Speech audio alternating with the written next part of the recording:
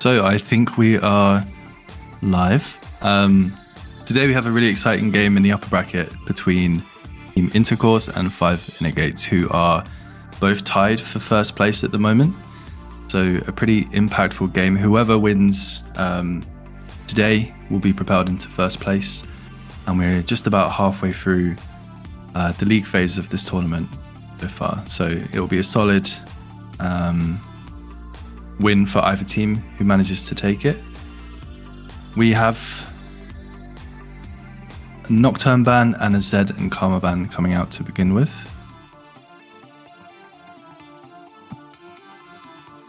Yeah, we've already seen the Assassin mid-pool attacked from Bouge. Something we were looking forward to because Vikram was playing mostly ranged AP sources, so he could be quite scared of the Assassin, so the Zed ban first just shows up. He wants to play something that can easily get abused by him. Yeah, I think that's going to be an interesting part of this draft is the mid laner for Five Innogates. Like you say, he's got a pretty impressive assassin champion pool. I think he likes to play Zed, which we've seen in this band. He's also good on the Yasuo and the Katarina, so maybe they'll be saving the red side counter pick for mid lane, especially because Vikram tends to play his control mages, which might be vulnerable to that sort of counter pick. It's a Smolder first pick. Not Very surprising. Strong on this patch. The Draven answer, so Five Innogates really wants to play forward in the bottom side. Maybe they also pair it up with the Nautilus to get some safe lockdown onto the Smolder, and there it is. Okay. An interesting, kind of blind pick of the Nautilus there, because he could be countered by the Lulu is available, Morgana is available. So we'll see how Team Intercourse want to counter that pick. But also there was already a lot of focus on the support pool in the bands. Already 3 supports out of the game, and there's the Nami as an answer.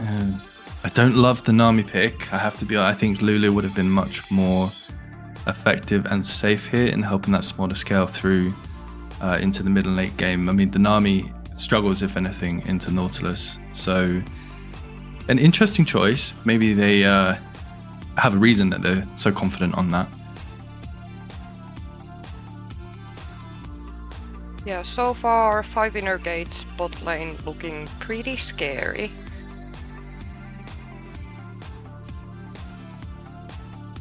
Yeah, agreed. I think a lot of this early game is going to be warped around that bot lane that has been picked. The Draven Nautilus there, the Smolder Nami are going to maybe struggle into that. So it will be interesting to see what the jungler on Team Intercourse picks and if he's going to play around the bot lane in the early game to try and mitigate the difference in strength of those bot lanes. The Cyan top locked in now, so it really looks like Five Innogates just gonna weak side top lane and play around their Draven.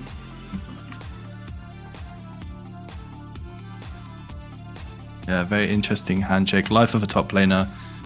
They've both agreed that they want to play a weak side here, and they've picked the Urgot into the Scion. Picked the Scion into the Urgot. And going to be a lot of action happening in the bot lane, I think. Do we have any idea what sort of bans might come up? There is the Lilia. There's the Lilia banned, yeah. Maybe some disengaged champions might be banned by Five Innogates.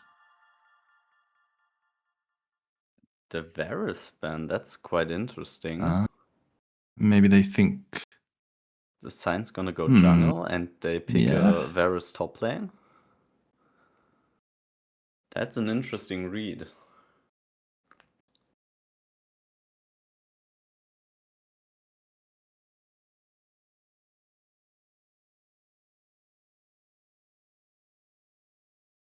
And then Fury is gonna get banned out by 5 in negates. One of the picks, the Resh is pretty confident on, and also has some good lockdown onto the Draven with the point and click ult. Yeah, it looks like they're going for bans on the comfort picks rather than fully thematic counters. And the Graves ban finishing up.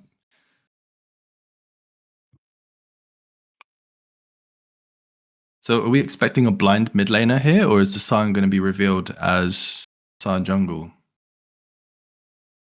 I think if it's Cyan, if they want to keep the flex up as Cyan jungle, they're gonna pick a mid laner. But if they just gonna pick the Cyan top, they're gonna pick the mid lane so the jungle so they can counter mid. Yeah, it looks like they've gone for the Hecarim there. Here's a comfort pick for the jungler of 5 inner gates. Fish. So a strong pick over actually, I think, to 5 inner gates.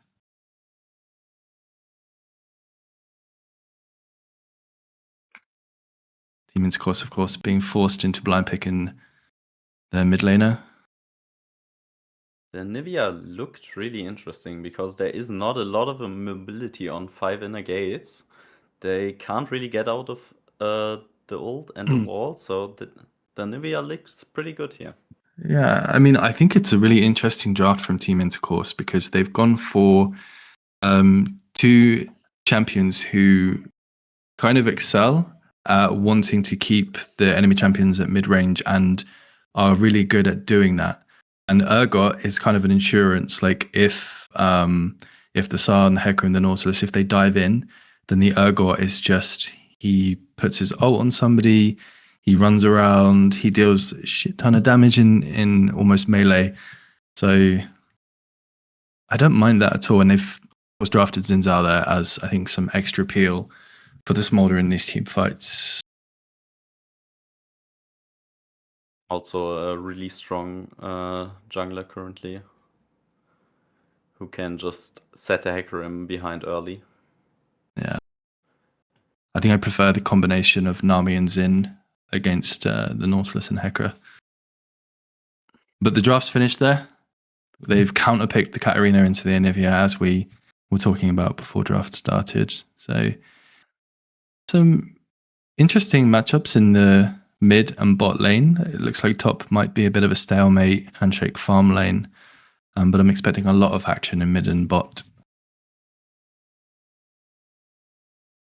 Yeah, I do see that 5 inner gates have gone for a comp that wants to fight, wants to get ahead quite early with the Draven, Katarina, while Team Intercourse are going for the scaling for the late game. Yeah, I agree. I think 5 inner gates, their comp, I think on paper, is a little bit weaker because it's more conditional on snowballing early game.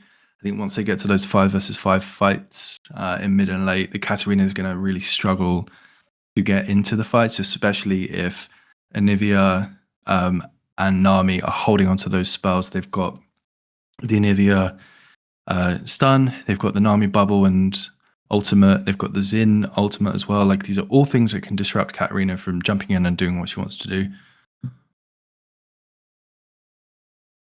Also a lot of comfort on 5 inner gates. Like they played a lot of games on these champions, Draven, Katarina, Hecarim.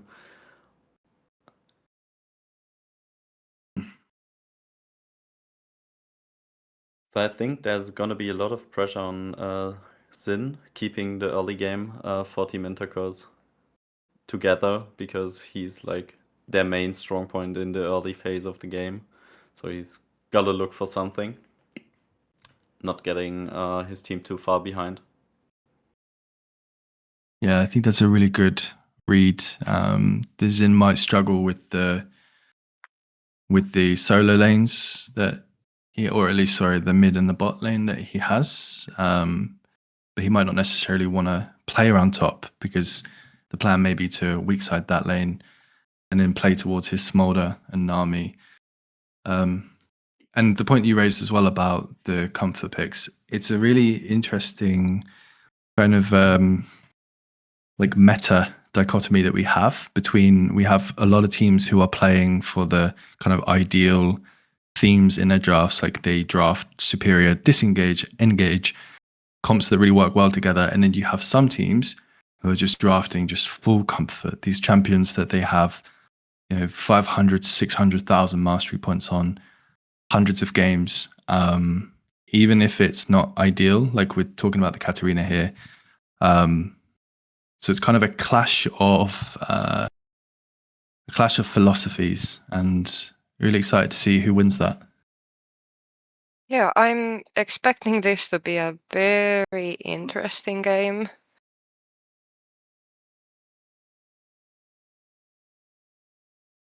Yeah, I think so.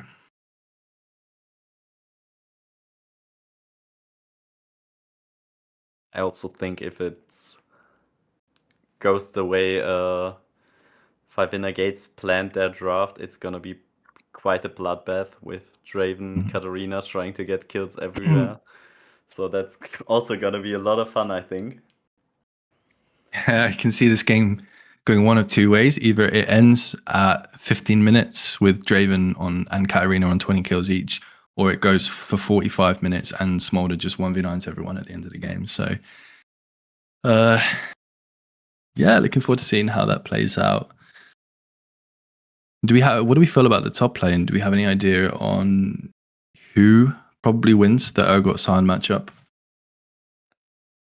I feel like Sion has probably the early push, but as soon as the Urgot gets like Black Cleaver, he's just gonna get perma push and also gets the prio on top lane and has some kill pressure. So I think the early game is quite Sion favored, but it switches after the one item power spike from Urgot.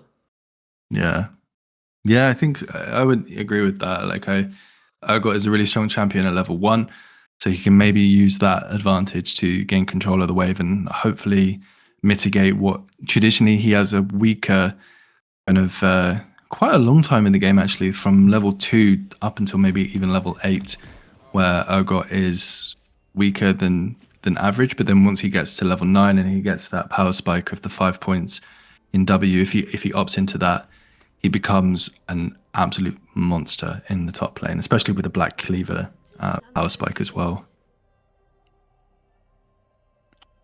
Yeah. Looking at the runes, Draven also chose cashback, so if he starts to snowball, he's gonna snowball even faster, getting some gold back after buying his items. So 5 Gates really wants to snowball their game out of control, looking at these runes. What do we think about the jungle parting here? Looks like Hecarim is starting top to bot, and Xin is going the opposite and is actually going to try and finish his clear top side. That's really interesting. I would have thought that both of them try to jungle towards their bot side, because as in you probably also want to cover for your bot lane so they don't get dove early by a Nautilus hook with Hecarim Draven. But looks like he wants to get his Urgot ahead. Yeah, it looks like maybe he's worried about losing prio in the bot lane, and then not being able to contest that, and then losing the 3 versus 3 as well if Hecarim were to path bot, which of course he is. So maybe he's just taking the safe route in, okay, we can probably win the 2v2 top, but we might struggle in the 3 versus 3 bot lane. So just going for that kind of safe pathing, and then might opt to reverse his clear on the second or third clear towards bot again.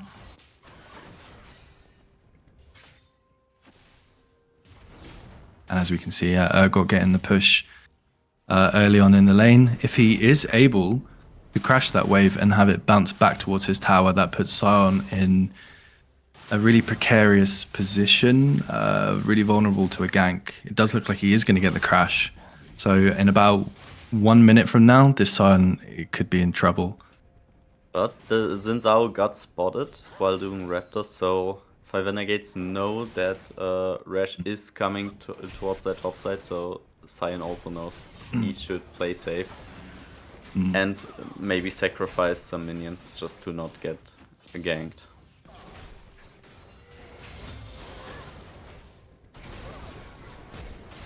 Thomas playing aggressive. Early flash from Nami out of it. But looks like Smolder is just fine, losing a bit of health.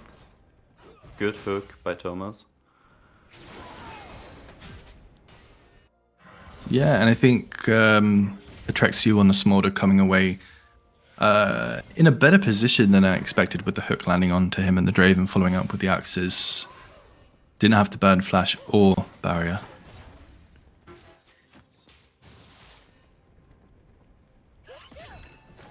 Unfortunately, Sion has managed to somehow gain some level of control over that wave, so he is still in a pretty safe position in the lane. Looks like he will get away here, and Xin will have to... Or they're going to play for the dive, maybe. I do think that's a bit dangerous, because Cyan does pop into his passive, but they just look for the flash. It's the kill on onto Xin, Resh. but he just dies. That was very... I could see the vision, but I think maybe just... It was Sion pushing out further into the lane and stopping it from crashing that threw Resh off there, I think, and just felt like he needed to force that play instead of standing around.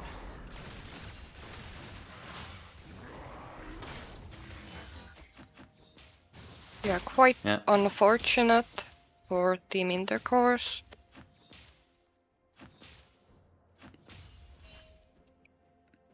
Because, like, even if Sion is really low under the tower, you still have to remember the passive. Everyone is level 4, level 5. The tower shots are going to hurt so much. Yep. And the thing is, I mean, Resh, he missed his W onto the Sion. I think at that point you have to cut your losses and say, no, okay, this dive is not working. I'm just going to press B, recall, and begin my clear again. But he actually flashed onto the Sion. The hook and the ignites. And there's the kill for the Draven. So 5 inner gates really looking like they could snowball their bot lane like they planned. Really interesting play by Thomas, standing in the bush there, and the bush not getting checked by anyone.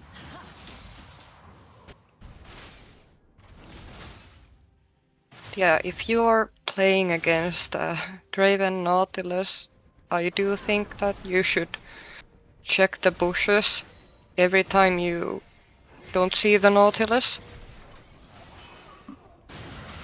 Yeah, and there also is the problem with a fight breaking out in the top lane.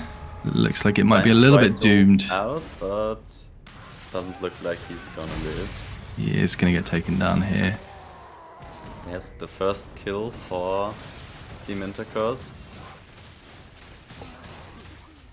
Resh nearly going down, but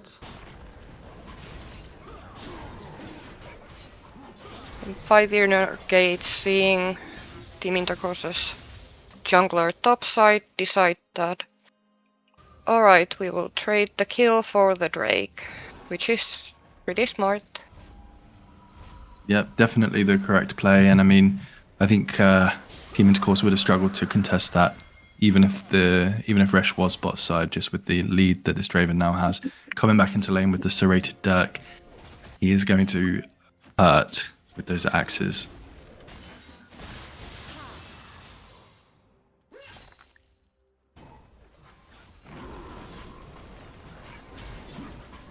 now it looks like they're gonna try and use their prio both in mid and bot lane to get the enemy red buff. Ekrim does have the level advantage here with his ultimate. The bubble hits. But and now Xin also gets his ult and gets a bit of safety. Yeah, I would have loved to see the bot lane play more aggressive there, Atrexu and Picasso. They were walking backwards while Resh dived in with his ultimate up. I think they were completely safe. If they managed to get the damage down onto the Draven, they would have picked up a nice kill there and been able to push the bot lane in. But bit of lack of synergy maybe between the jungler and the bot lane. He is a new addition to the team, so might need a few more games to build up that chemistry.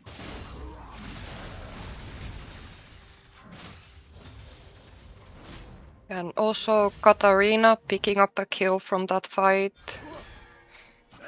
Anivia also got a kill, but I do think that the kill is scarier for Katarina. Yeah, definitely at this point in the game. Yeah.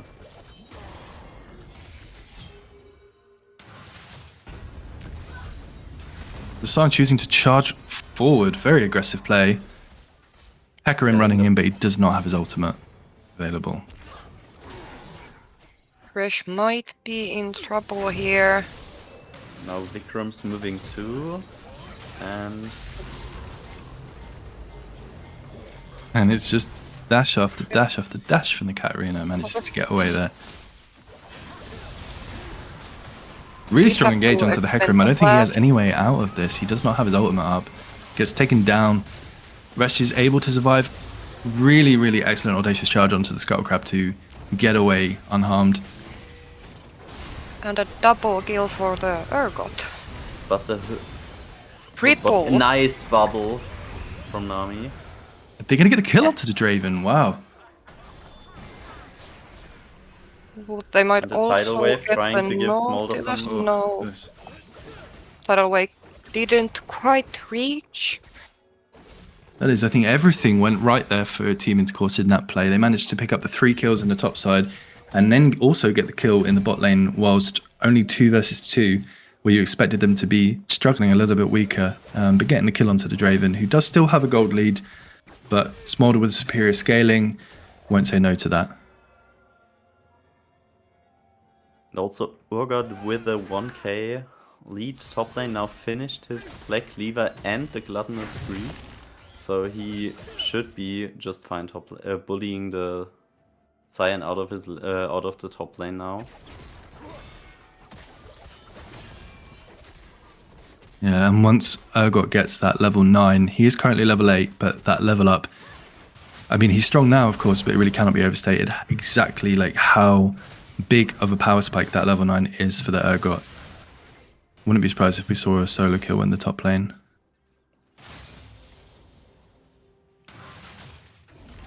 You can see him charging forward on that level 9's power spike. Chooses not to commit. And the flash? from So.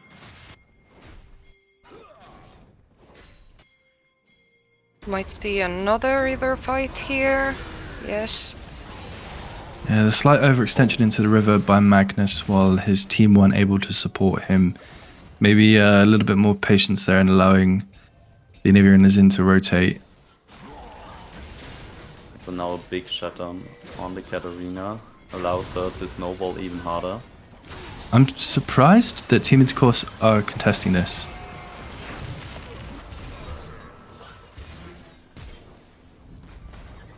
Yeah, it doesn't look like the best choice.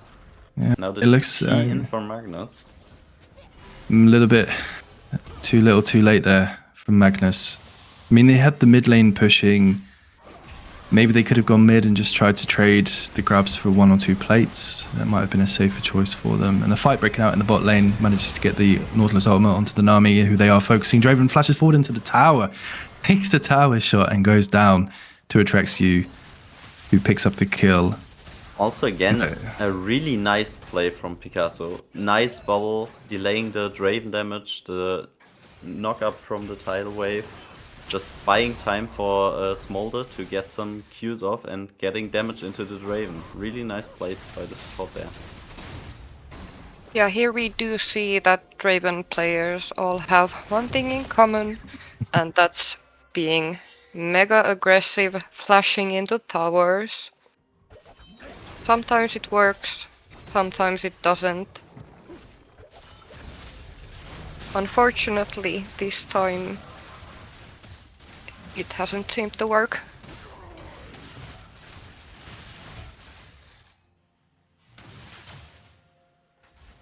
The fight there in the top lane being a little bit closer actually than I expected, but the San has managed to stack Talbies and Chain Vest and Barmies at this point, so maybe Urgot just unable to take trades for as long as he's hoping for. Superior wave clear of San now pushing him into tower. Also Something looks happening like in the bot river. 5 inner gates going for the dragon here. Using their bot and mid prio again. Like even after the kills on the Draven still gets the push in bot lane.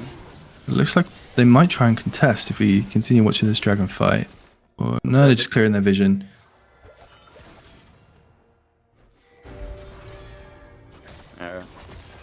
Rash also wasn't moving towards the Drake, so there wasn't really anything to contest for the rest of the team. Team Intercourse should be... I don't know if...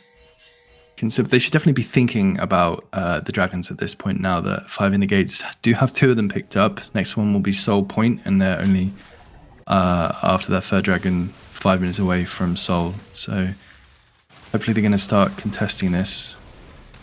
These dragons. Nice damage from Magnus there.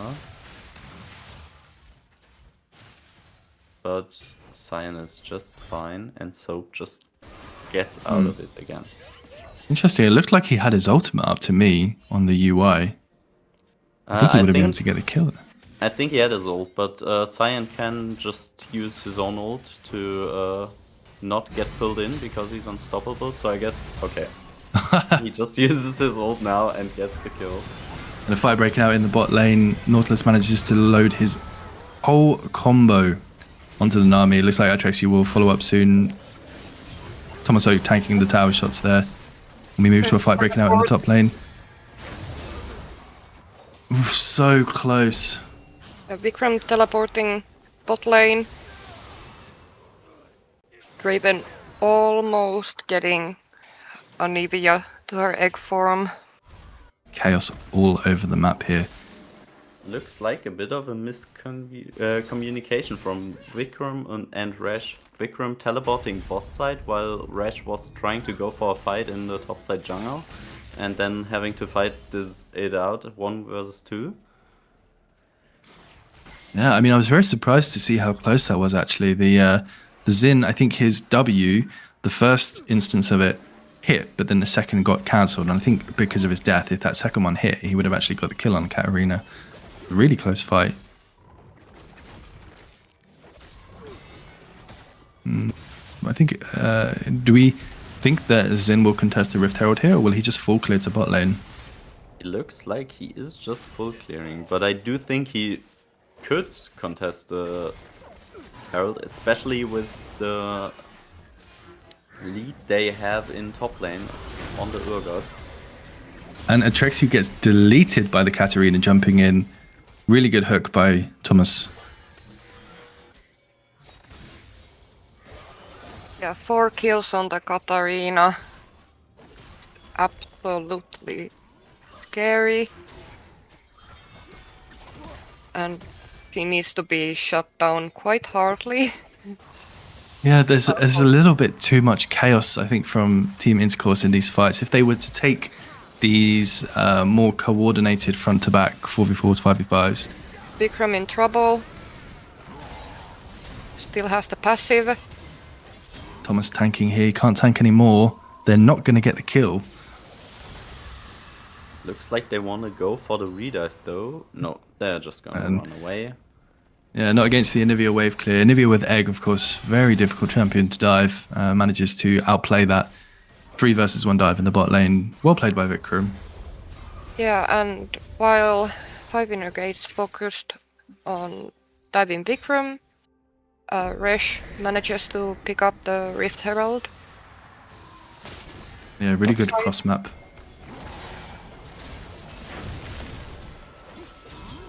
Now again a fight in the top side jungle. Nice hook by Thomas. Looks like everyone just runs away. 5 inner gates have their tower, of course, to retreat to there.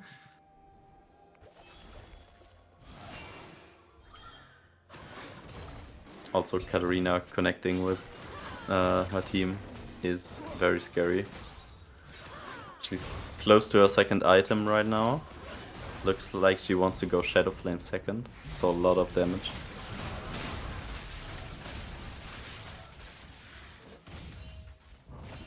think the pressure is on, if anything, the pressure is on 5 inner gates here. The Smolder is now getting up to 150 stacks at 17 minutes. It's not terrible. It's a good stack amount. The longer this game goes on, of course, the more scary Smolder will get, and the less scary a 5 inner gates composition becomes. So the clock is ticking on them to pull the trigger.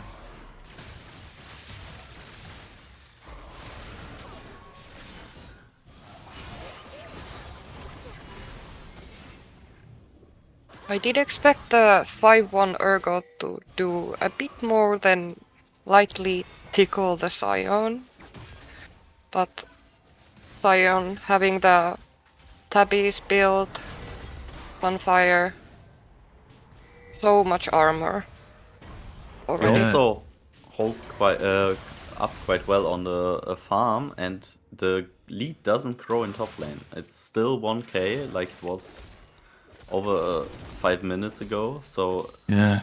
so It's actually really doing a good decreased. job. Sion is managing to make his way back into the game. I think he's clawed back about 300 gold, maybe even 400 in the last 5 minutes or so. What I would have liked to have seen here more from Magnus was less just permanently pushing the wave into Sion's tower, who has no issue with wave clearing, and instead just trying to freeze that wave in front of his tower, extend the lane, and then run Sion down if he dares to step up for farm. But if anything, he's kind of giving Sion more freedom and more safety in this lane than he should be.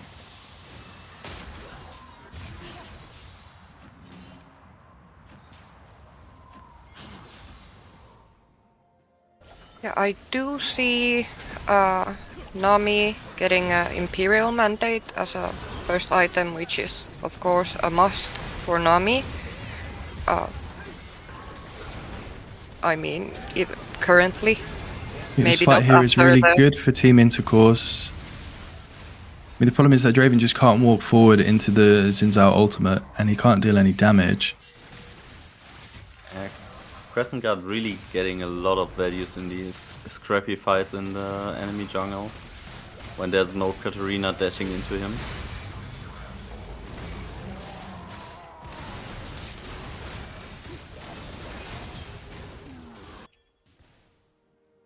Interestingly, they do get the kill onto the Sion there, but with the shared gold and the shared minion wave golden experience, Urgot actually ends up with less gold advantage than before the kill. Yeah, Booga getting a solo kill on the Vikram bot lane. I mean, a very fed Katarina versus Yeah. Anivia without her passive. That is going to be a bit of a concern. I mean, she also picks up the plates and nearly a full tower there as well, in addition to the kill. Now has a 2,000 gold lead over Vikram. Yeah, and also almost a fully stacked Dark Seal. But in the meantime, Magnus did get 1.5 turret in the top lane, so he's also getting a lot of gold.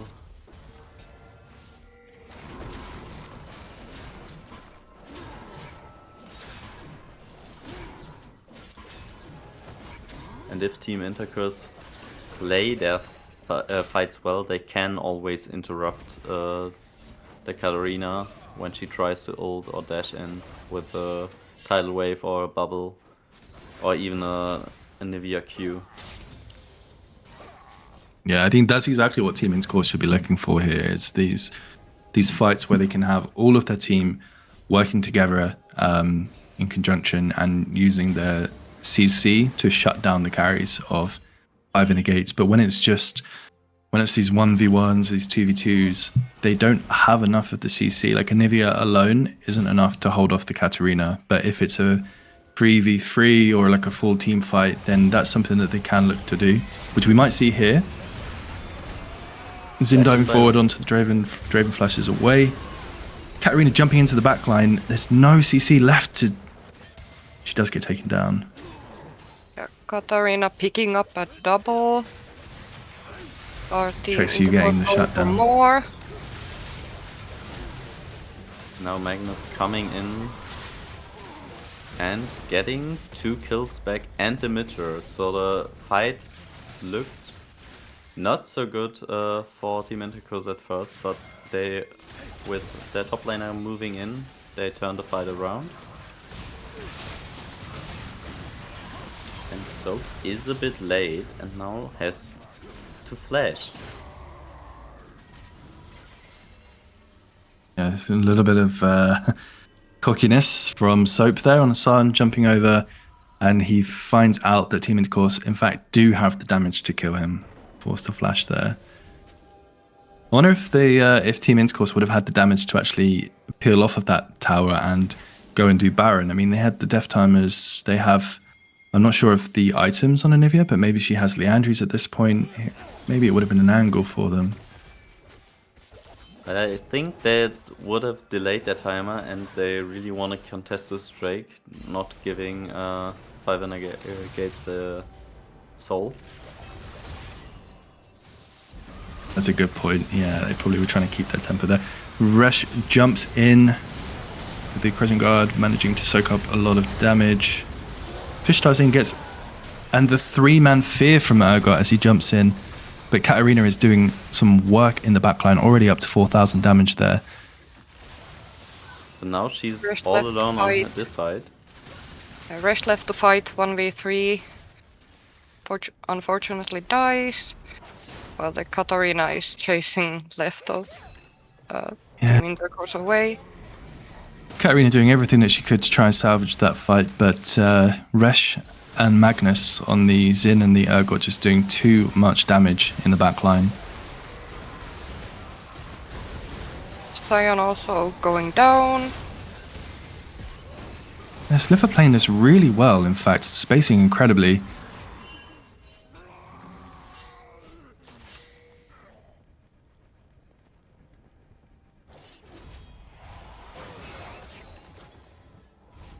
I think with the play, Drake's not gonna get picked up, and we're just gonna see another fight around Drake. Yeah, it's teams reset to go at it again. Gold state pretty even. But Smolder doesn't have his flash for the next team fight, so he might just get blown up by Katarina next time. It is the same thing for Katarina, that she doesn't have her flash, but she does come back with a Seeker's Arm Guard. Smolder hit his stack, so now he gets to execute, but is Team Intercourse gonna contest the Dragon, or aren't they just gonna give the soul here? Playing for the steal. Far too late. I mean, I guess they were waiting for Magnus, but they just failed to pull the trigger there, and then they give the fight over to 5 Gates, who now have Dragon Soul and are not able to contest, and that's a 3-0 over to 5 Gates, who now might be posturing to take Baron after this mid tower.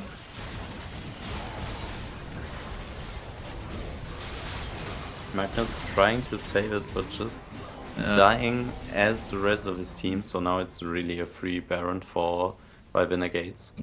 Very effective bait from Booga on the Katarina there, jumping forward. Magnus sees red and dashes into the enemy team, but Booga manages to get away. Nami desperately trying to stop Sion from breaking down the mid lane tier 2 tower. And that's Dragon Soul and Baron over to 5 Gates, who now have accrued a 5,000 gold lead. In just a few minutes, which is pretty insane. What are we thinking? Is there a way for Team Intercourse to bring themselves back into this game? Do we think that they can win 5 versus 5s, or are they looking to play the side lanes? What's the angle? I do think they can win their 5v5s, but they have to peel for their Smolder. Like in the last fight again, he just got blown up, was out of the fight instant, and then there was no damage left, killing especially the Sion, but also the rest of the team. So they need to keep the Smolder alive for them to have a chance to win their 5v5s. Yeah, I think if anything, the last fight is a testament to that Resh on Xin Zhao, he jumped into the enemy team. Same thing with Magnus on the Ergot, when really they should be clustering up on the Smolder to disincentivize the Katarina jumping in, and they have the superior range with Anivia, with Smolder, and they should be using that range to their advantage. They shouldn't feel pressured to jump in the way that they are doing. I think they play it a bit more cautiously, a bit more patiently, and then they'll see these fights go the way that they want them to go.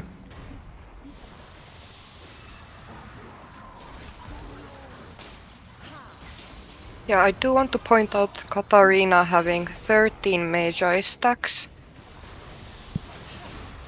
I think Team Intercourse should have take a priority in shutting the Katarina down, taking away her stacks.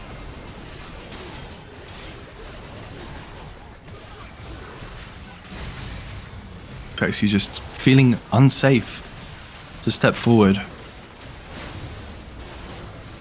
Now Magnus alone in the fight and also gets trying killed his by the hardest, Katarina.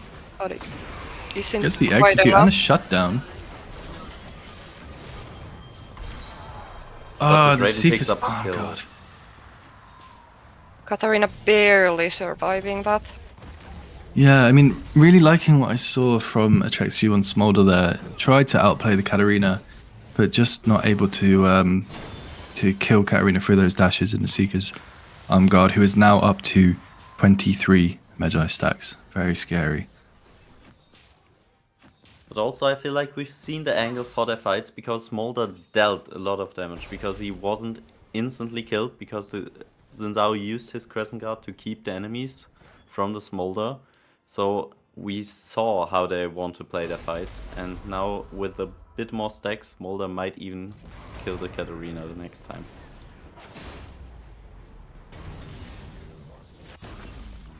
Yeah, as long as Nami saves her bubble for when Katarina hops in. Mm-hmm.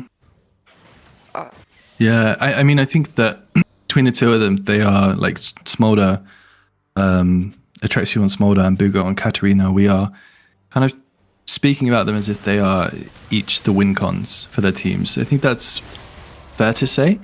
And they are matching flashes, but for me, Flash is more important for the Katarina actually in these interactions, because I think it's more on the Katarina to outplay in these team fights, whereas if things just go standard, if the Katarina jumps in but is able to get CC'd, that's when she needs the Flash. If she doesn't have it, this is when I think Team Intercourse should be looking to play a little bit more forward. Yeah, 1 minute until Elder spawns. Team Intercourse kind of have to contest it.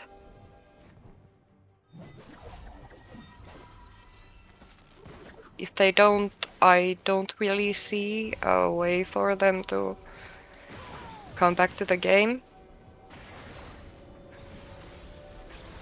Yeah, I do think 5 Gates can just finish the game when they get Elder, because they can just dive everyone and the Smolder does not live through Katarina damage with the Elder buff.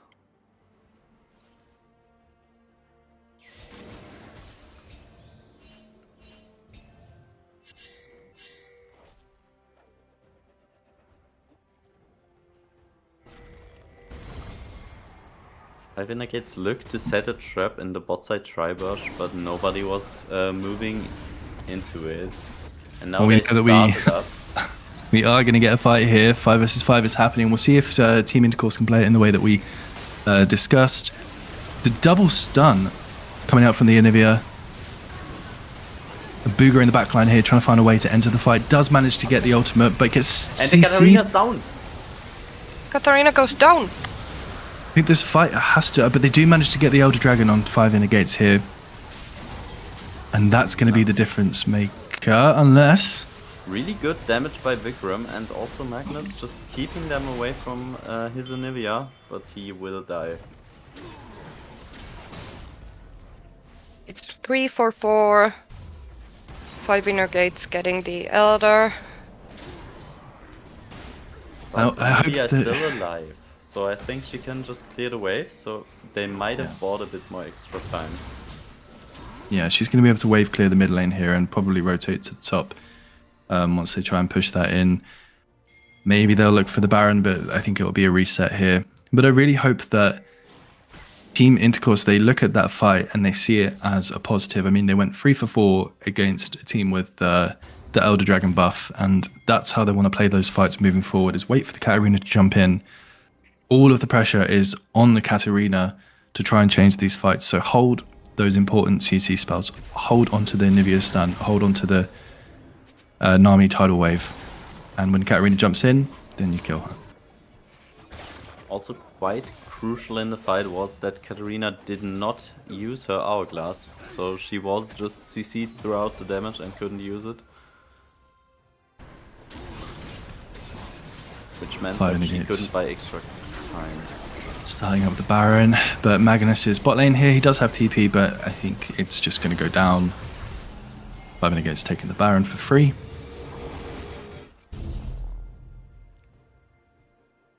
But with the Smolder and the Nivea wave clear, I do think that Team Intercourse can clear the Baron buff minions and buy some more time, and I do think they need the Elder buff to really finish the game. What do we think about the Kanik Rukan purchase on Smolder?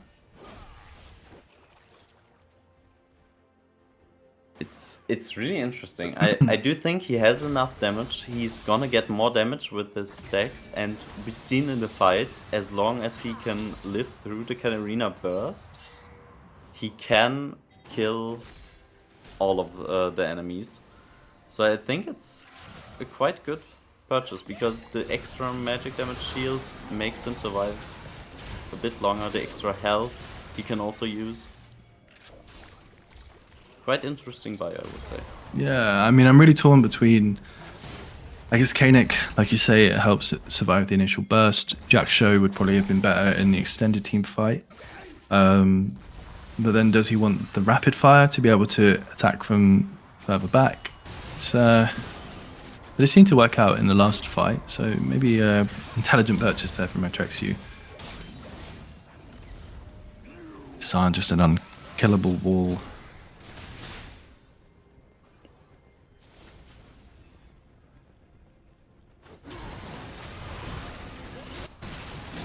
Katarina now moving to their top lane, trying to buff up the third wave and maybe get an in-hit in top lane.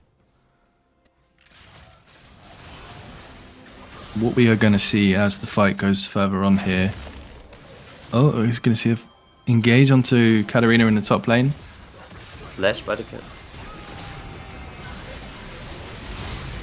And going to go down. Yeah, Katarina may be a bit overconfident with going top lane alone, especially while the Smolder chunked out the rest of her team, forced them back. If that wall hit, I think that would have been a forced flash for the Sion. Katarina down to 5 major stacks. The curse. But Inagates at least got the mid lane tower, but the bot tower lived with a sliver of health. But the inhibs are still alive, so Team Intercourse holding on to their base. Only one inhib turret fell down, and the rest still intact. Yeah, unless something drastic happens, I do see that next Elder fight will possibly decide the game, especially if they 5 Gates manage to take down Anivia or Smolder.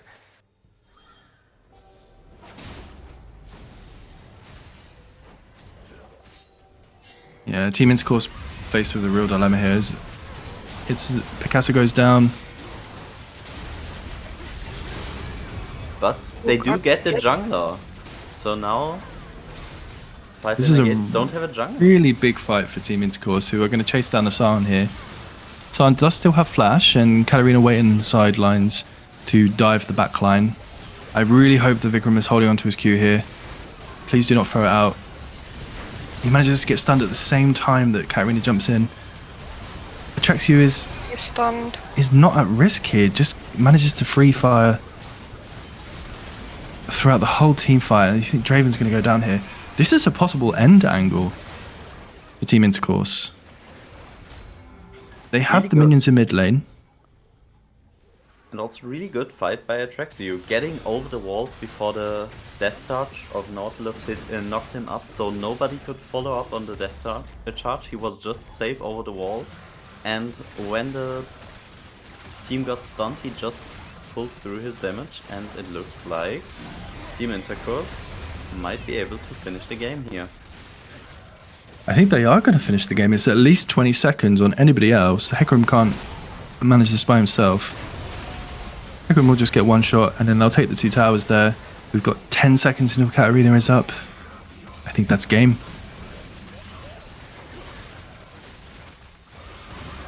Is it too early to call it? Is the Katarina going to get a pentic? No, that is game for Team Intercourse. Really, really impressive showing. I think the strength of their comp coming through there with the, struggling 10,000 gold behind for quite a long time throughout that game, but they were able to bring it back, really playing this fight out well. Vikram holding onto his Anivia spells there to CC the Katarina when she comes in. Atrexio playing on the outside of the fight, so the Katarina couldn't really get an angle onto him, managing to win the game in the end. Really impressive display from Team Intercourse. And it also felt like they learned throughout the game how to play their fights, because the Smolder was getting caught a lot early in their fights, but they learned how to peel for him, and we've seen in the last fight what happens when the Smolder doesn't get blown up instantly. Also, maybe the Kenny Crookan saving him a bit there, but I think it was more of a good kiting out of him than the Kenny Crookan saving him there.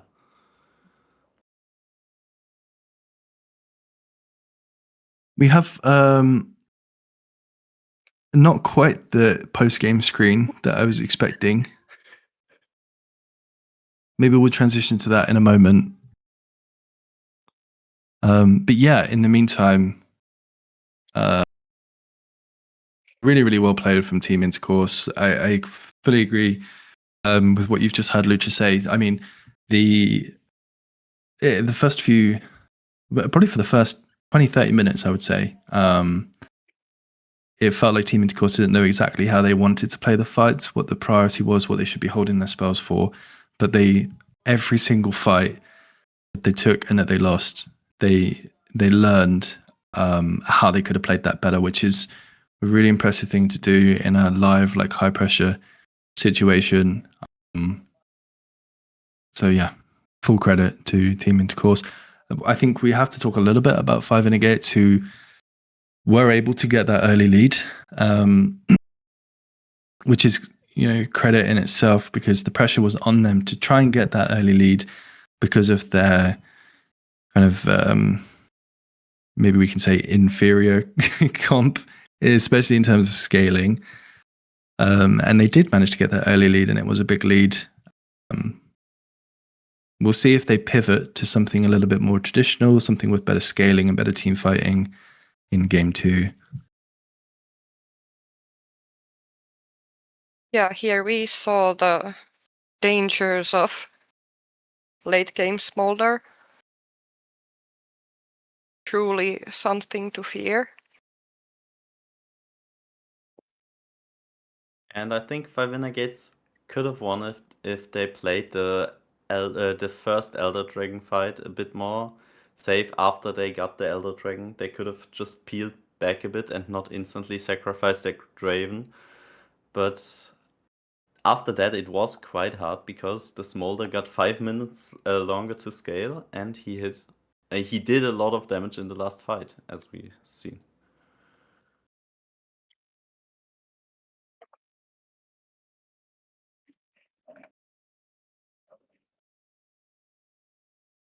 The top side of Intercourse as well, putting on a really really like strong display there. I mean, look at the combined damage, over 80,000 together. The Scion and the Hecarim, Soap and Fish just kind of struggling to keep up. I would say they did have maybe the Five Renegades did have the weaker top side in terms of champions that they picked. But yeah, really, really strong display from Magnus and Resh.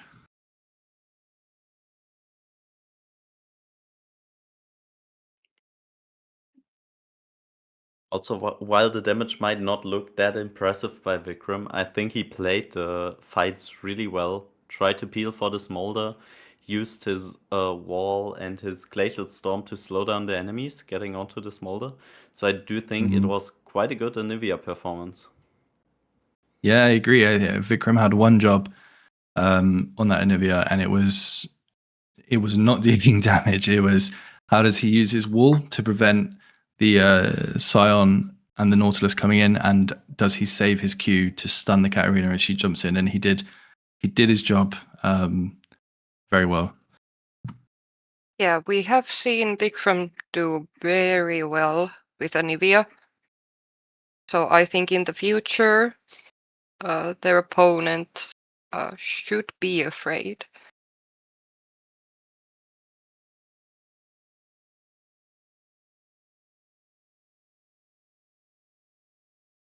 What were we expecting in the game 2 draft?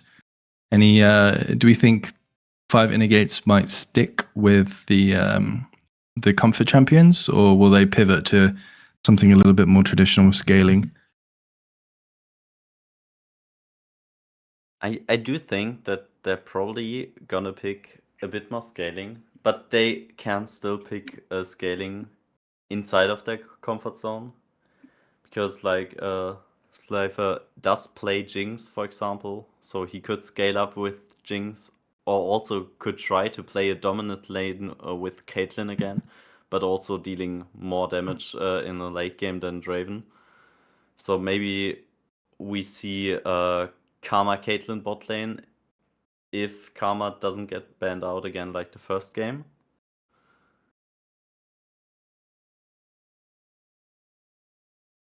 Yeah, and the losing team gets to decide which side they want between blue and red. So it looks like Five Innergates have maybe opted for blue side here. I think we can get confirmation on that soon.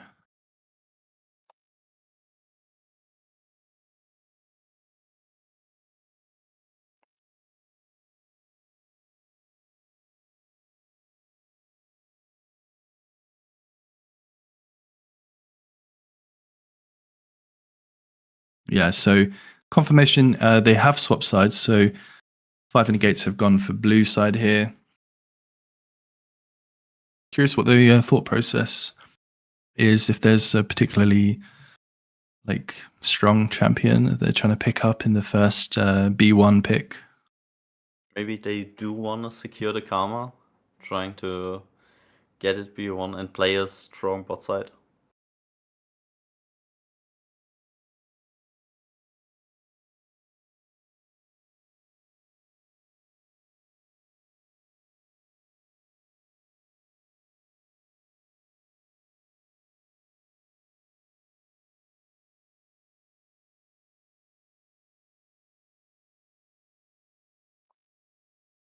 Yeah, and if Varus is not banned, we might see first pick Varus, since I know Five Innergates top laner plays Varus top lane, but it would also be possible for Varus to go bot. Yeah, good shout. It's a strong flex pick. One of the stronger ADCs on the patch as well can go for an AD on hit, AP on hit. You can go for lethality. So really flexible champion as well. Strong early game, strong scaling, and for the team as well, it's a flex pick. They can choose between AD or top lane if it's a favorable matchup.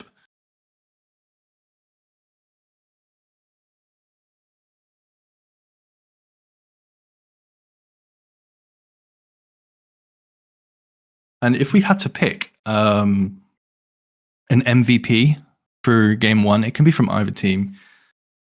Who would we want to vote for? I can see candidates being Smolder for the way the team fights were played out, and Nivea for playing the role perfectly, Katarina for getting ahead early game. Is there who would we think about for the MVP? Personally, I might be a little biased towards Picasso with the Nami. Just because I did see some beautiful bubbles, some good tidal waves. I do see. I also thought about Picasso on the Nami, but the last fight changed it a bit because he just got caught up before the fight and wasn't really part of the last deciding fight. So I might switch it over to the Smolder because the last team fight was really well played by him. But I did like the Nami. As you said, there were a lot of good bubbles. Very nice tidal waves by him, trying to keep the Smolder alive, especially in the early laning phase. I remember 2 good bubbles onto the Draven and saving the Smolder 2 times. I'm currently trying to figure out how to do a poll in Twitch chat, because I would like to give this vote over to them from the candidates that we have picked out. But honestly, I don't know. I don't know how to do it.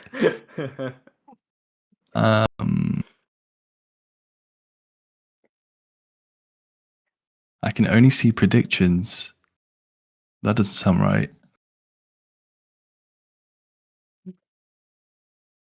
All right, Google to the rescue.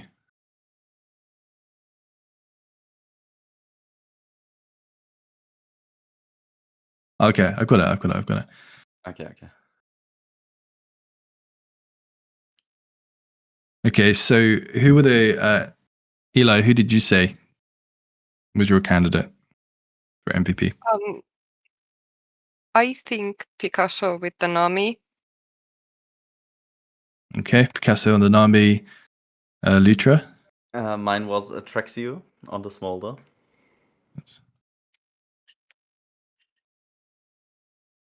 I'm gonna go for, I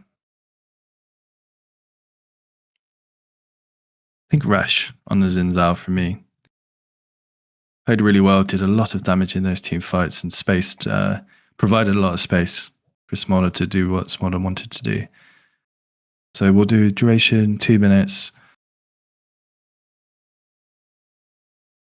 and let's see what Twitch chat has to say.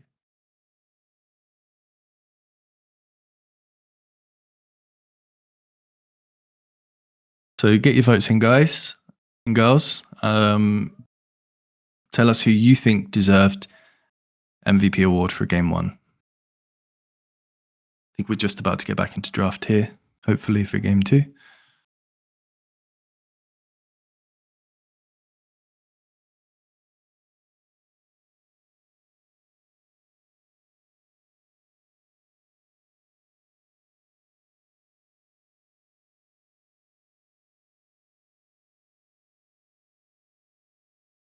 Oh, I see. My bad.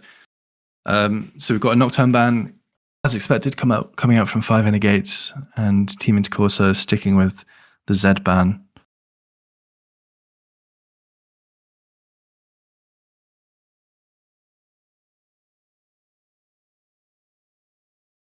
Also the Naafiri ban, so a bit of a focus on the jungle by 5 Gates. The Surprised if we Alistar also saw a getting Lilia ban again banned. then. Yeah, Alistar, one of the supports for 5 Gates, Thomas, his favorite champion. Yeah, Thomas truly is scary on the Alistar. So I do understand the ban.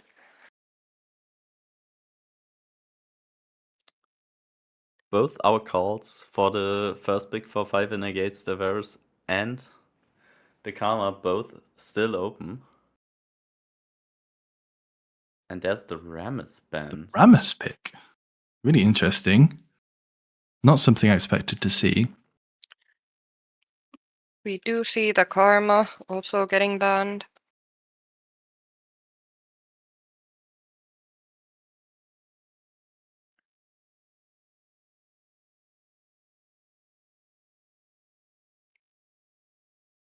Maybe 5 Inner Gates wants to play the Graves this game and decided to play to ban the Rammus because of that. Yeah, there it is, the Graves there it first is. pick. You'd expect to see some crowd control throughout the rest of the team for 5 Inner Gates.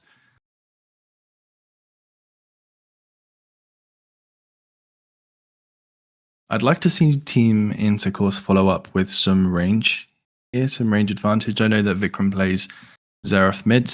Maybe they can pick that on R3 and then protect it with some bans. Going for the Elise pick.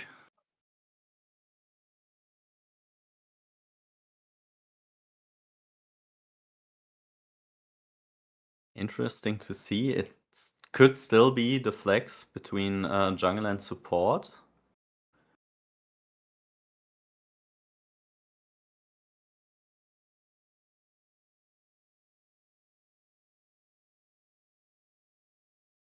And a Tristana picked up.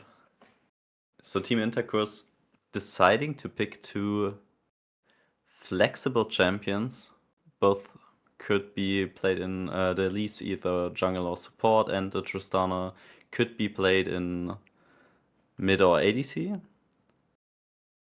We did see some Tristana top lane in the LCK against Jace, but I don't think it's gonna get pulled out here. No, I think it's probably a Tristana AD carry, especially for the range that she would have over Graves. 5 Inner Gates, I think intelligently matching it with Jinx, who also has strong range as a hyper carry in these team fights.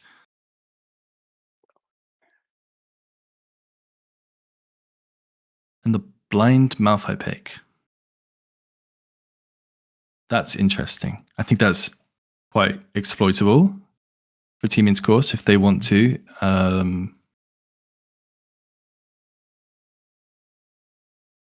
Okay. We have 2 teams that want to all out engage onto each other.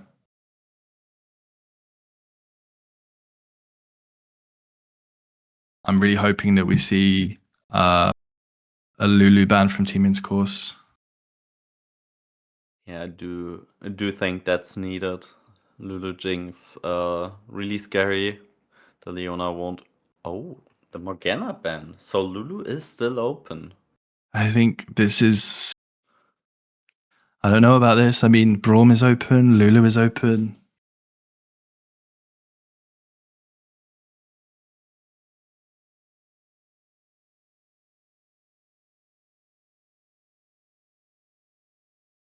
And they've broken the flex pick of Elise as well and revealed that as a jungler. I think Ornn on R3 personally would have been my preference, and then they could have picked a better support maybe on R4 and R5.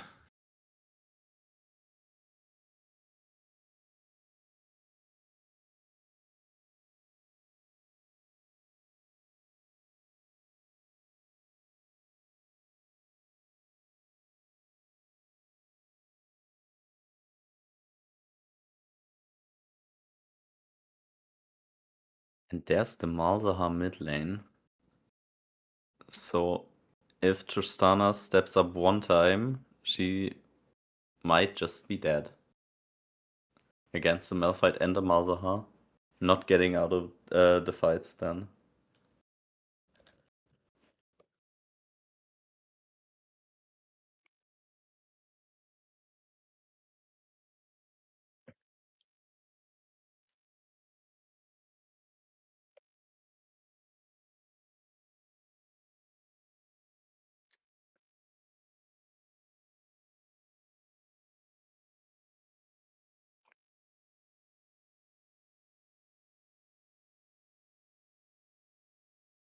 I mean, Vel'Koz into the Malphite is brave.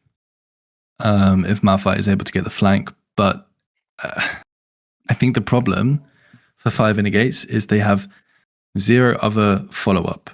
So if the Malphite ults in, let's say he goes onto the Vel'Koz, and if he's not able to instantly kill the Vel'Koz, or if the Vel'Koz can reactively flash, there's 0 follow-up on the side of 5 Gates.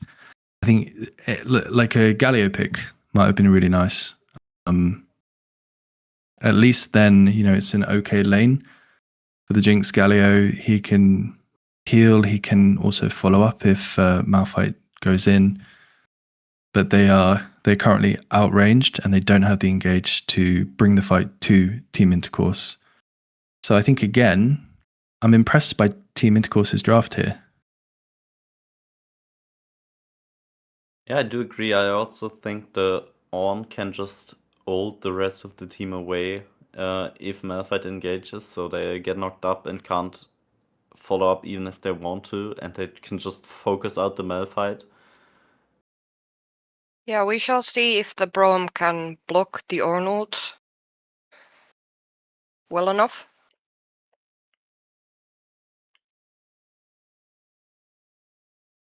Yeah, let's hope that Magnus knows that he shouldn't call the ult from the enemy team and just call it from the other side, so Braum can't block the first instance of the call of the Forge God. And only can block the knock up, because then if the Malphite engages first, the Malphite still gets knocked up if he's in front of Braum, and Braum also gets knocked up, and the ult doesn't get negated.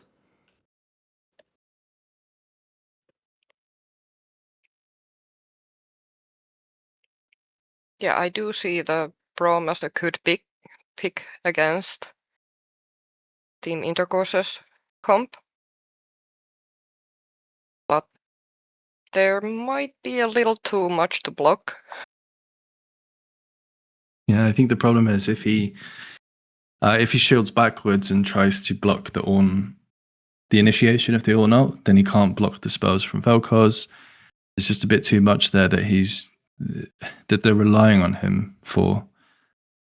And then simultaneously, he doesn't provide any engage unless, if there's an angle where he can get in range of W to the Malphite and can jump to him and then ulti, but then he's not providing any peel for the Jinx. So I think 5 Gates have drafted themselves into a bit of a corner again, where the responsibility is on them to try and get big leads early on and to try and outplay Team Intercourse. Yeah, I see the cleanse has picked up for both Tristana and Jinx.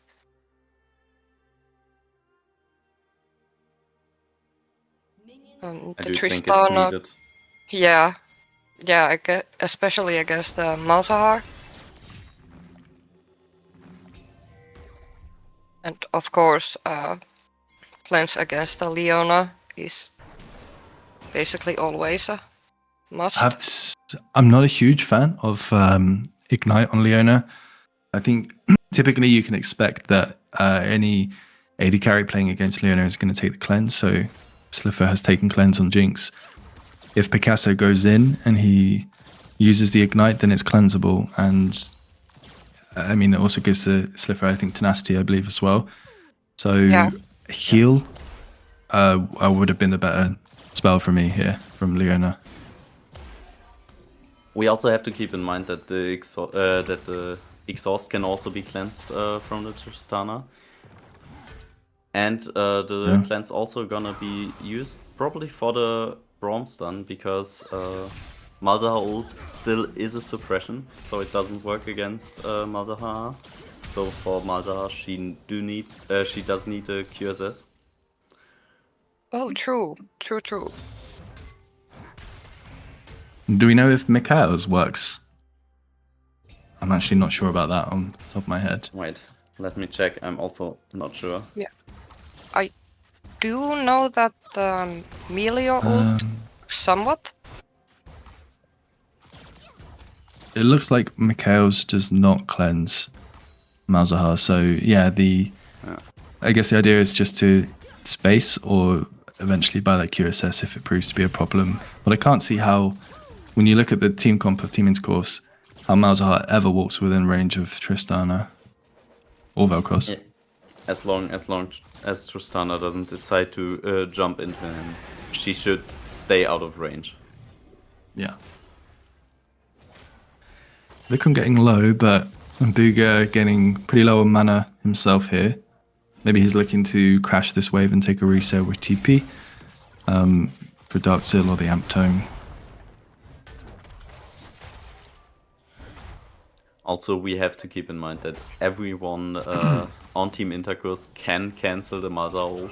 So even if someone gets ulted, they all have some sort of CC. Yeah, really good point as well. I think the Leona especially. While I think it still wasn't the best idea to blind pick it, they could have picked it on R4, for example. But it is a really strong counter into the Malzahar.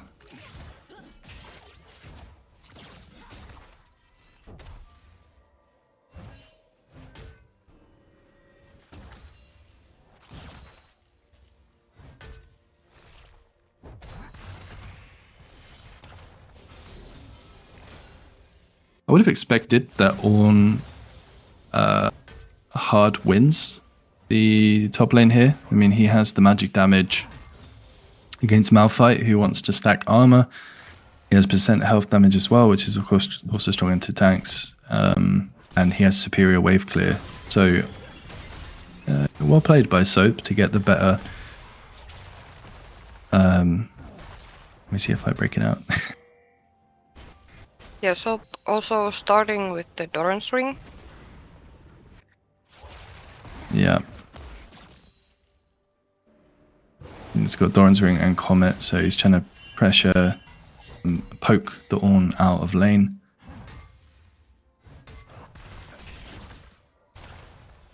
Which is quite difficult to do. I imagine that Ornn has second wind and he's got Doran's shield. And a refillable pot.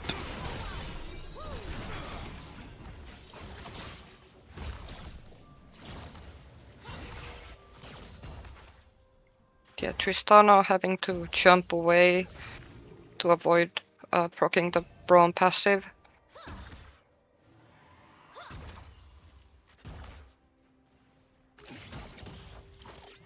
Both junglers just deciding to clear their jungle, not looking for any aggressive plays. Which is quite interesting, seeing how they picked Graves and Elise, especially Elise, wanting to do something in the early game, getting ahead, being aggressive. At least possibly trying to do a lane gank. Yeah, I think unfortunate for a bit of miscommunication there. I think Resh should have either come through the river and tried to play for the dive here, or the Atrexu and Picasso should have played the wave a little bit better and brought it back to their side of the lane. But we see that Vikram goes down here to a gank, the ultimate of Malzahar, proving effective. Looked like Malzahar just flash ulted onto ulted. Vikram, and there was no way out for him.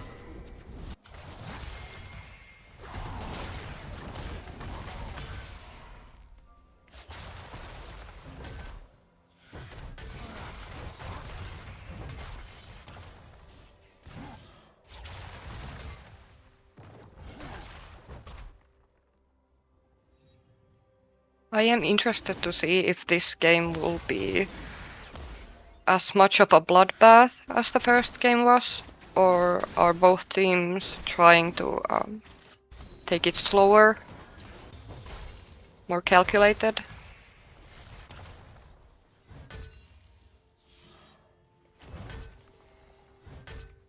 I do think this time both bot lanes want to scale up a bit, want to get some level in, to get some range on Tristana, get some gold for items. So the team comps look like it's gonna be less bloodthirsty than the last game, but you never know.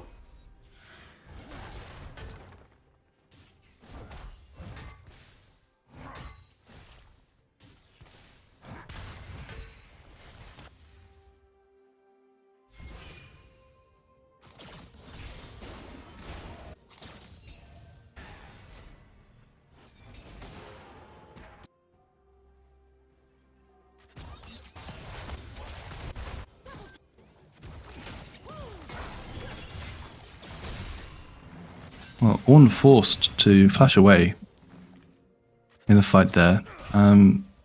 Soap playing this really well. Like I was saying, I expected that Ornn would have the advantage in this lane. He's forced Malphite to buy magic resistance instead of the armor. But yeah, Malphite still appears to be coming out on top. Yeah, already building up a nearly 400 gold lead without any jungle intention. Well, as you said, you would have expected the Ornn to win the matchup. Yeah, Team Intercore is picking up the first Drake while 5 inner gates doing the void crops. The flash out from Leona, and looks like Booga is just dead. Yeah, well played from Vikram. I thought that the ultimate there was maybe a bit of a risk. Malzahar just ult him back, but he had Picasso coming in hot on the Leona and managed to pick up the kill there, 2v1. Yeah, 5 Gates also getting the dragon for free. Yeah, also saw a rogue Jinx ult flying across the map, possibly trying to snipe Vikram, but not quite hitting.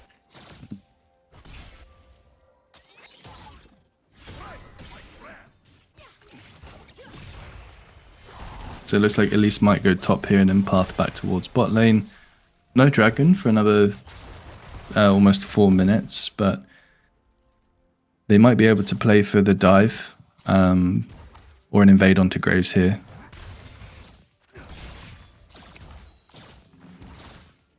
Yeah, but Grace also walked up towards his blue buff, and looks like he's now gonna look for a gank onto Magnus. Magnus goes does in. not have any wards. He's trying to get to the wave, it looks like. But it's just a free kill for Fish. Now 2-0 on the Graves. Starting to snowball a bit.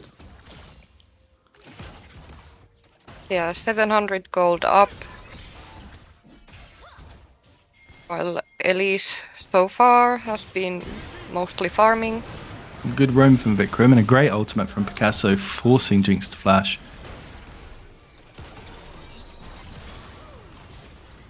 Booga matches with the teleport.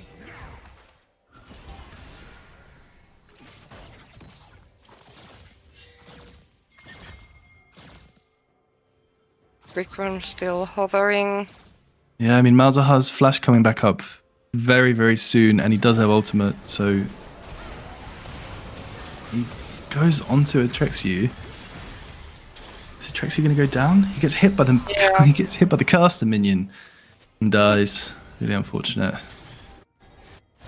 I'm also not sure what he tried to cleanse there, but it definitely didn't save him. Maybe he thought he still had barrier like the last game and was like trying to barrier the damage. Maybe he thought that he's not the only one who doesn't know that cleanse doesn't work on Malzahar ulti. Could also be.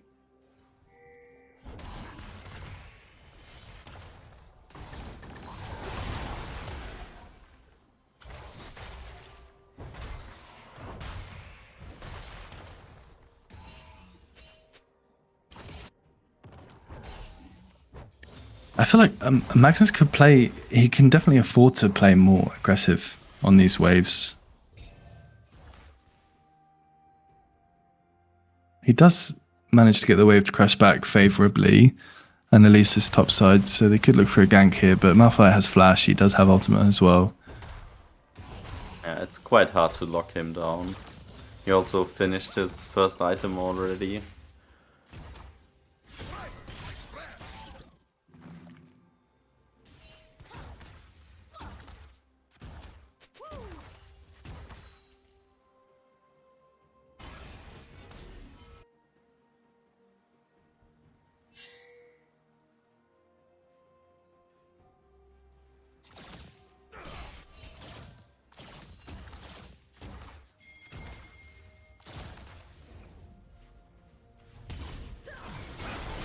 X-Flash by the Leona.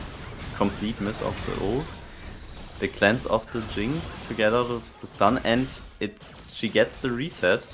So looks like it's gonna be... The ult just misses. Braum flashes forward, but doesn't look like they're going to get the kill.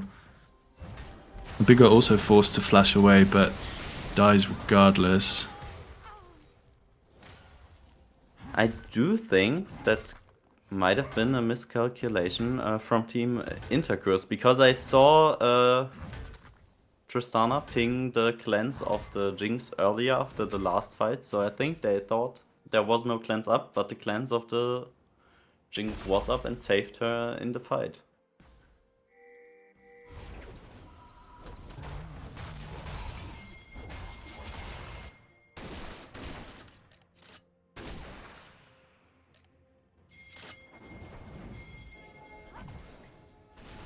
The Team Intercourse moving in for the Drake. I mean, the wave positions are favourable for Team Intercourse to fight this. It's like they are just going to walk straight into the pit. Grace, is he going to die before the dragon gets low enough? He is. Should be an easy pickup for Resh, who also dies before the dragon gets low enough. This is going to be a big Ornn ultimate. Soap on the Malphite now, just trying to kill that dragon. The tricks you And go. he does get This is to get it. Maybe a miscalculation from Atrexu there to continue the fight. Should have just turned onto the Malphite. Booga manages to teleport away. Really nice play from him there.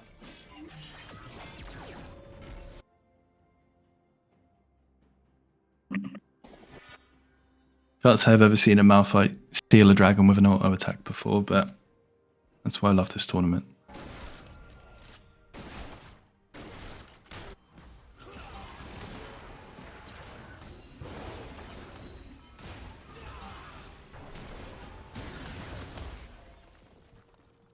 Vikram with the push in the mid lane, zero fear of Booga on the Malzahar. No flash, no threat.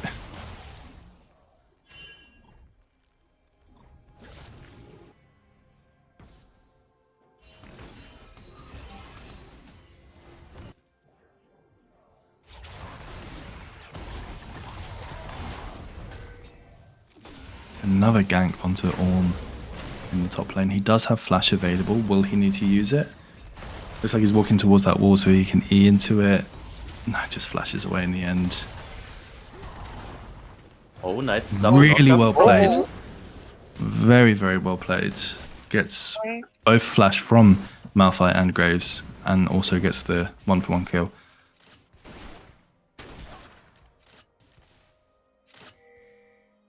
Also Very really smart. nice dodge on the Graves ultimate.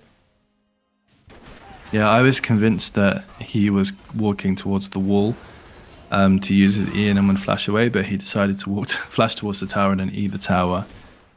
He saw the vision. Very well played by Magnus.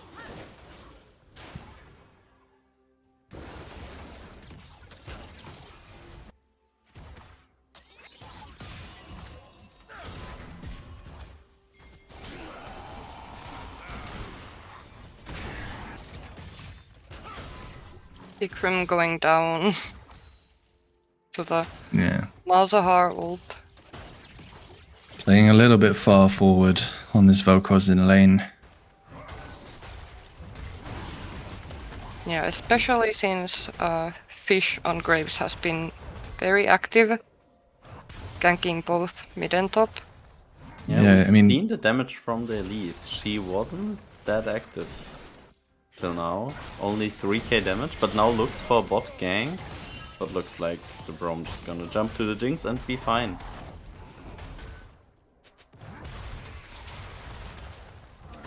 Both top laners having a fist fight. we can see that Ornn comes out on top in that trade. He does not have a level lead, but the trade's going in more the way that we expected initially. Good ultimate from Malphite to cancel the second activation of Ornn's ult. And Fish is also there. And there's still no armor on Magnus. Trying to keep the wave in front of him and gets out alive. Yeah, I'm surprised to see the Merc treads. There's not a lot of crowd control that is that's going to matter towards on the side of 5 Gates. I think Swifty's boots or Tubby's would have been more effective. They do manage to pick up 2 kills. Top lane. The Super Mecha Death Rocket looked really close to Rash, but did miss him. Yeah, I am expecting at least one rocket to hit cross map and for it to be amazing. Fingers crossed. So far, not quite so lucky. But I do have faith. It'll happen. It'll happen. Yeah, I'm manifesting. Magnus doing really well in clawing back that gold deficit he had to begin with. Now actually with a 1200 gold lead over the Malphite.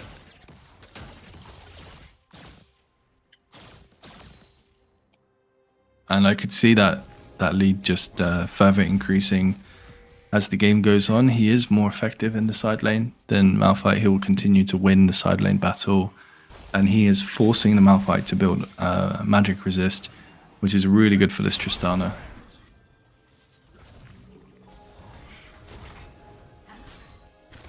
So looks like it's just gonna be the next trade. Team Intercom going for the next Drake. Yeah, this time 5 Team inner Intercal gates stacking opting- dragons. Yeah, opting for the Herald instead of the Drake.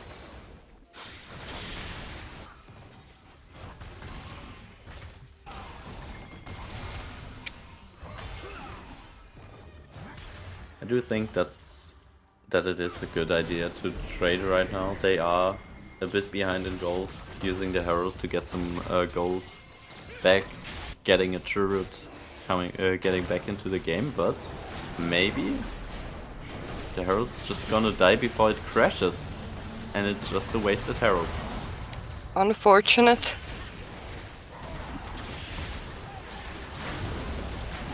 Soap in trouble.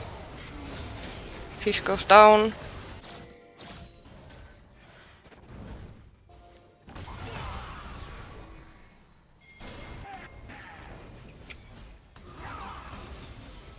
And a really nice play by Magnus there, getting out his ult charge before he gets knocked up by the Malphite ult. Yeah. Team Intercourse going for a very early Baron. Jinx looking for the rocket, but it's a bit too early. Just no way for 5 Gates to be able to access the river. Rash did not have smite, but they did go for the poker and nobody tried to secure it. Clean Baron pickup for Team Intercourse, who are now up to a 3,500 gold lead at 20 minutes.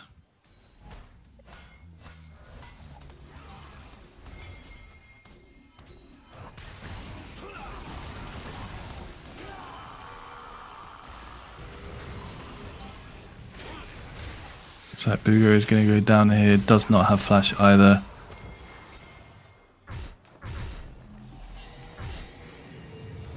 It feels like, I'll be curious what the two of you think, but to me, it feels like 5 Gates are just not sure what they want to do. It's like they don't know how exactly they want to play the map, what objectives they want to go for, how they want to enter these fights.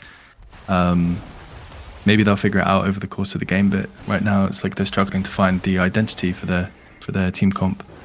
Yeah, that's true. They also have looked quite disconnected from each other. Jinx being bot lane while they tried to go for the mid turret. So let's see if they can group together for the next team fight and keep the Jinx safe, because the Jinx still has a gold lead onto the Tristana, and if she can get a reset, she deals a lot of damage and she can still turn fights around. The Ornn ult Flash. misses. Flash out by Fish there. I'd like to see Team Intercourse commit to this fight. I mean, the bot tower is one auto away from dying. They have the better position here in the choke with Vel'Koz.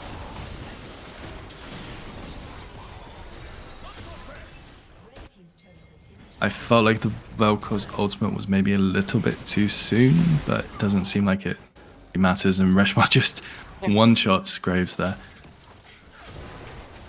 Yeah, massive damage.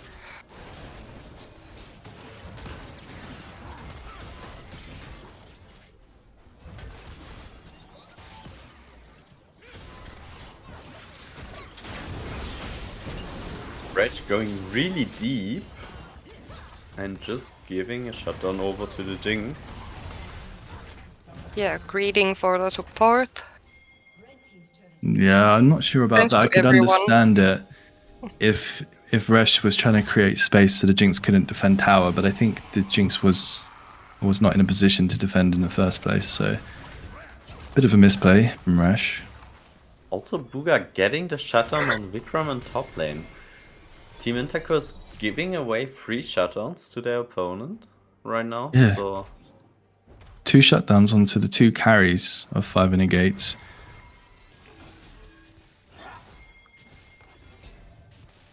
I mean, we've talked about how the team composition for Team Intercourse does have a bit more cohesion to it. I think is a little bit simpler to play.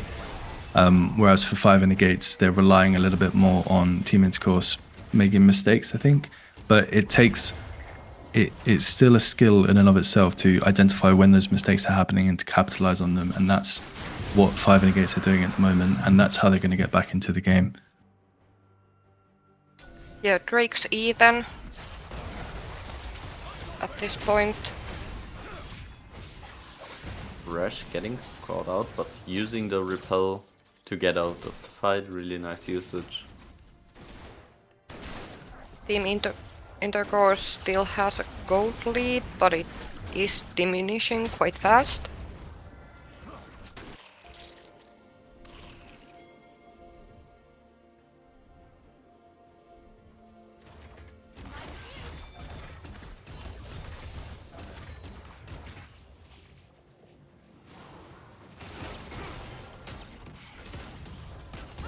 Sieging the mid lane tower here. The instant Malzahar ultimate onto Resh, at least, jumps forward and dies again. They do pick up the mid lane tower. Trexio has to flash away. Ornn being a big beefy wall here in front of his 2 carries in the back line who are able to free hit. Vel'Koz gets the ultimate off and manages to kill both of the carries with only Also Bugha left. Magnus picked up the Jinx with his first part of the ultimate. While Jinx was trying to run out, he just rammed her with a... Malphite, unfortunately, not in that fight there.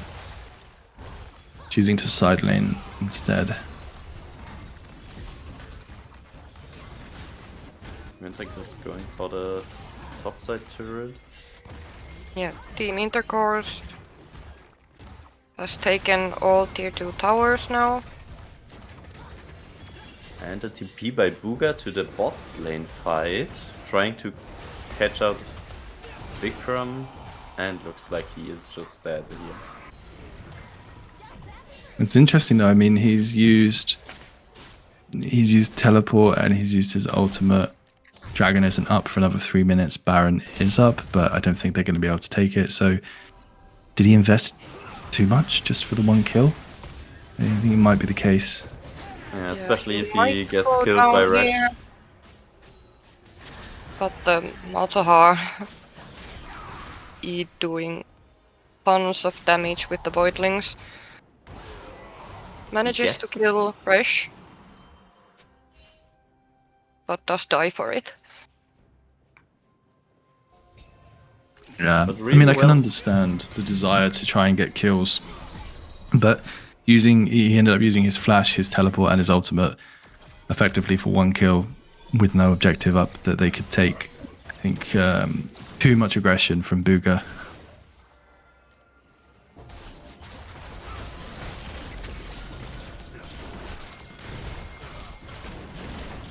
But then I guess I'm looking for the Baron with Resh still dead.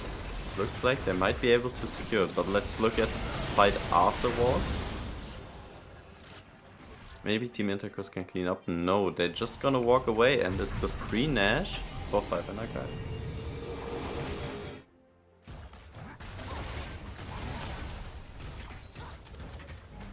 Yeah, I think Team Intercourse could have pulled the trigger there. Ornn did have his ultimate. And there were 4 people with superior poke, so they could have tried to maybe contest it a little bit more aggressively, but choosing just to give out the Baron, play it a little bit more safe. I guess opting for the Dragon instead.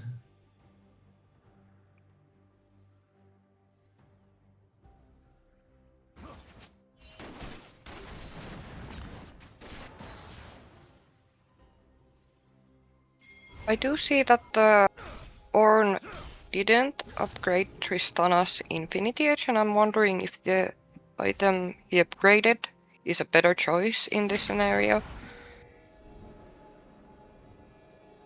I don't think so. I do think Tristana really likes the raw AD she gets from the upgrade from Infinity Edge.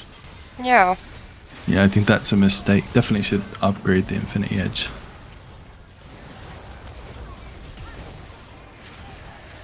Fish forced to flash away. And they'll pick up the Dragon for free here, I think, Team Intercourse, unless Fish is able to get into the pit and manage to steals it away from them. 2 Dragons apiece here, so the Dragon Soul is a genuine win con for both teams right now. So going for the TP top lane, trying to get the inhib, but Vikram is there to defend it, but I don't think he can kill him before he gets the inhib, so it's an inhib for 5 inner gates.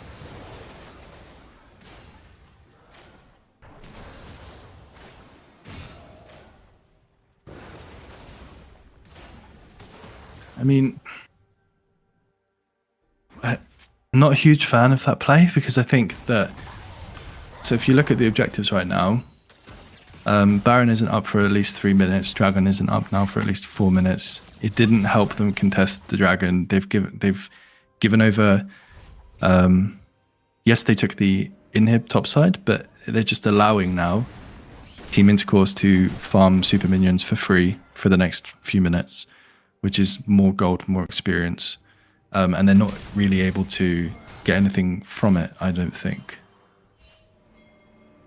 That's true. Maybe they can use the time they need to. Team Intercourse needs to clean the waves to get a advantageous fight 5v4. It looks like they're going for a catch in the jungle. yeah, Resh barely getting away. Vikram now caught. And Resh dies as well. Now 3 dead.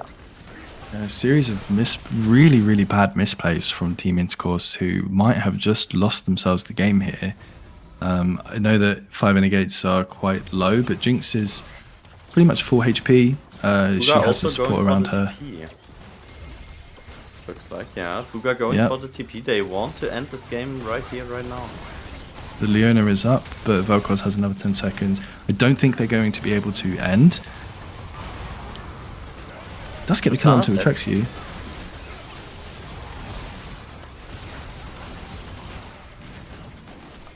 And 5 Magnus is Innergates. so tanky. They just managed the tower aggro there impeccably. I mean, they're all so low, but none of them die. Well played from 5 Innergates, managing to fight their way back into this game.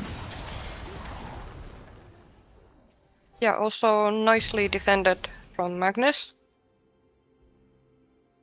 He truly is a beefy boy on the Ornn currently. He's very beefy.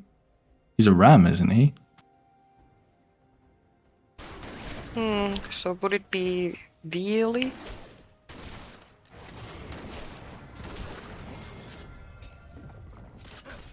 We'll get the analysts on it. Maybe caught out. Thomas is going to die there. Slifer is maybe going to follow up. He does have Flash and Cleanse, so he should... and is just able to walk out. Yeah, really nice from Magnus to wait out the Braum shield to go down before he casts his ultimate.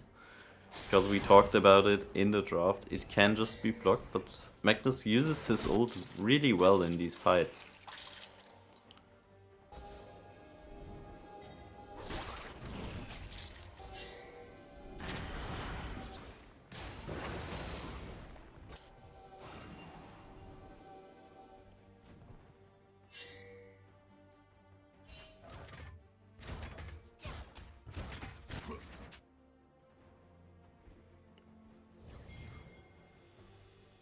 We have the top lane inhibitor coming back in 1 minute, around the same time that the dragon is due to spawn.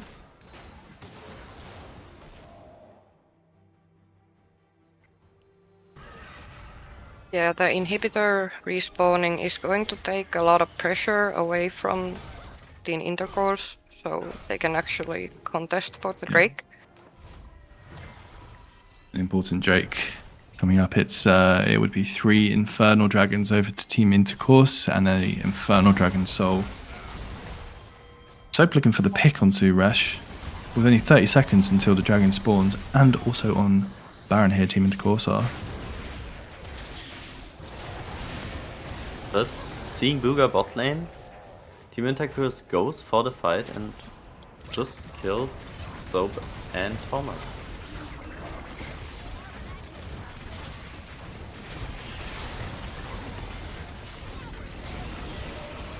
Yeah, the one thing that has been really, really impressive to see is the side laning, the macro from 5 Innergates. They are really struggling in these team fights and have given over a lot of objectives, but they are keeping themselves in the game with this pressure on top, this pressure on bot. Graves actually picks up the dragon for 5 Innergates. And Trixie manages to buffer the jump. Really well played by him. He would have just been dead without it.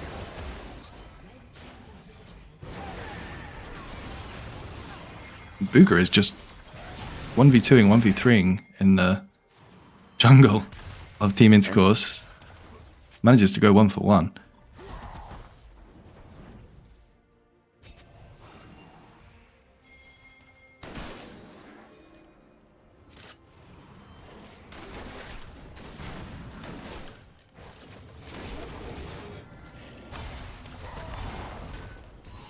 And Team Intercourse did already lose 2 Barons. With these fights in their own jungle. This game truly has been going back and forth. Now 5 Innergates looking to possibly They're going to finish have the game. all 3 inhibitors down here, which is just free reign to continually siege, but there's not a lot that they can really do right now except for deny the jungle camps. It does keep Team Intercourse pushed back into their base. Yeah, no objectives for the next 3 minutes.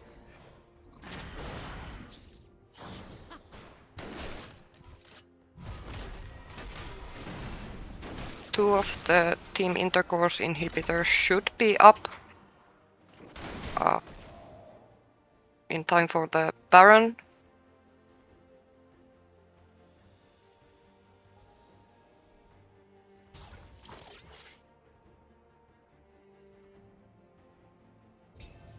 With all these super minions, they can also farm a lot of waves, and maybe Tristana gets her 5th item before the fight. She should be looking at her items. Looks like she's going for a Blade of the Ruined King. Yeah, that's an interesting purchase. Resh manages to kill Graves, but there's nothing really to play for on the map for it. They're just trying to claw back any gold that they can. Maybe they can also catch out Booga. Yeah, looks like Booga's just dead. The death timers at this point in the game are seriously high. But it looks like... Yeah, Resh going down. Magnus also going down. Yeah, looks like it. Yeah, Jinx getting both of the kills. And in the end, it's just a 2-for-2 trade. While Traxio is farming the top and mid wave. Are we able to see the gold? Or how much gold Atraxio is holding on to? He just picked up Borg right now. He just bought it, okay. He might go for... Death's Dance last time? Would have expected a GA, maybe. I mean, could still be a GA, right? Maybe he just had enough gold for 1-shot armor. Surprised by that. I think it would have been smart to just hold on to the gold for a BF sword, but...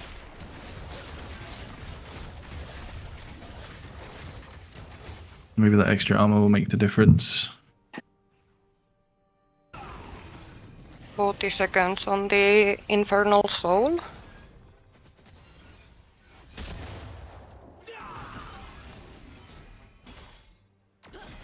Five inner gates have quite nice vision around Team Intercourse's bot side jungle.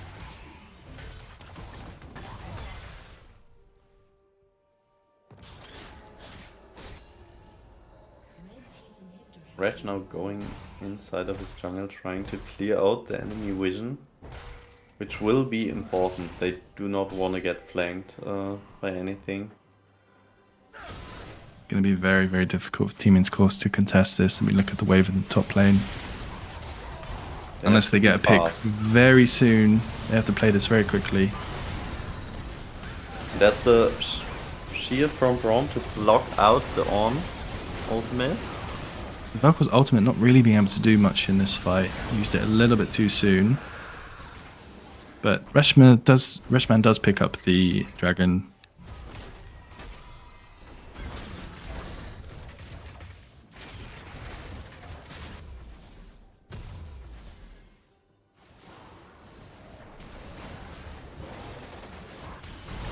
Top inhib falling down again.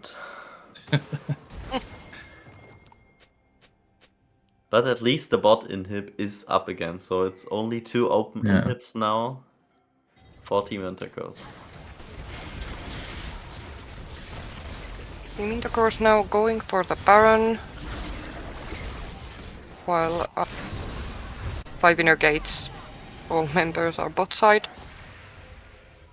They want to get the last inhib, but looks like Vikram is enough to defend it.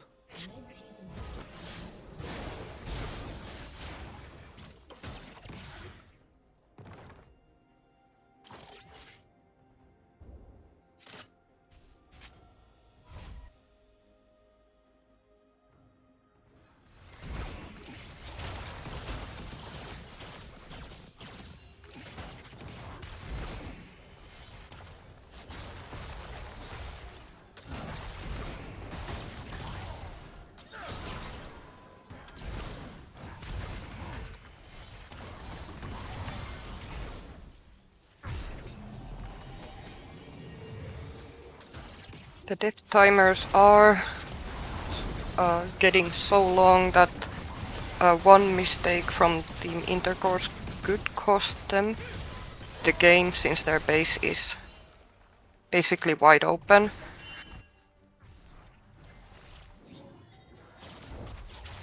Yeah, I mean, the thing is that any one team fight for Team Intercourse will be the end of the game, because 5 Gates have no real tools to prevent the siege. I mean, they have the Jinx, but the Jinx is easily dove, and might struggle to defend against super minions once they crack down the inhibitors. But on the side of Team Intercourse, if they lose a team fight, as long as they have Vikram alive, then he can still clear those waves. Have a little bit better defensive options. Also, GA now done for both ADCs, so they might be able to live a bit longer in those fights, not getting instantly killed and out of the fight.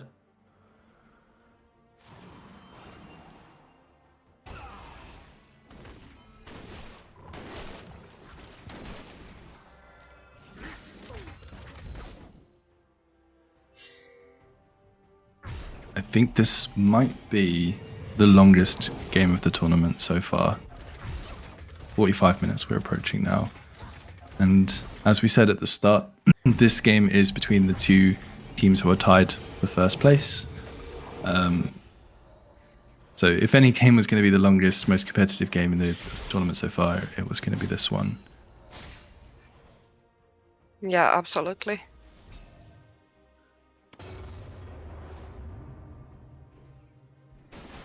The only difference we actually have is the soul right now, because like the 3k are basically all on Magnus, and 3k at this stage of the game doesn't make a huge difference. Everyone is full build anyways. Only the supports are missing their last item in Braum. Still has his item slot open. And Malphite as well. Can Booga get away from this? This might be the decider.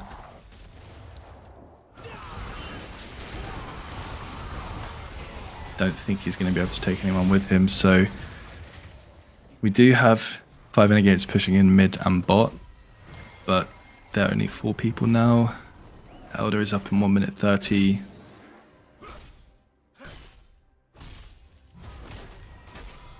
Yeah, this death timer is already a minute long.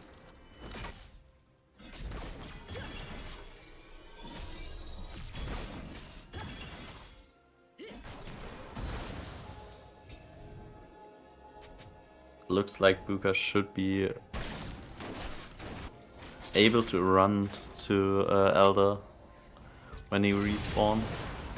This next fight is not up yet. Yeah, teams fighting for vision. Gray's having to blow his flash 45 seconds before Elder is not ideal for him. I was just about to say that both teams, everybody has flash available, so this is going to be a very intense fight. And then, unfortunately, Fish did have to blow his flash to survive that pick on him.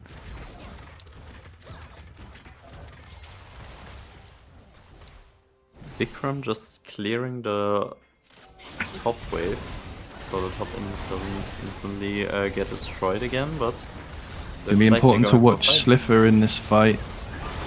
Tristana He's doing a free lot hitting of in the back line. damage on the Malphite. Nice ult from the Ornn. He's all in. What's Slifer in the back line? He's trying to kite back, but he's unable to really deal the amount of damage that he needs to before he gets taken down. Looks like Team Intercourse are going to pick up the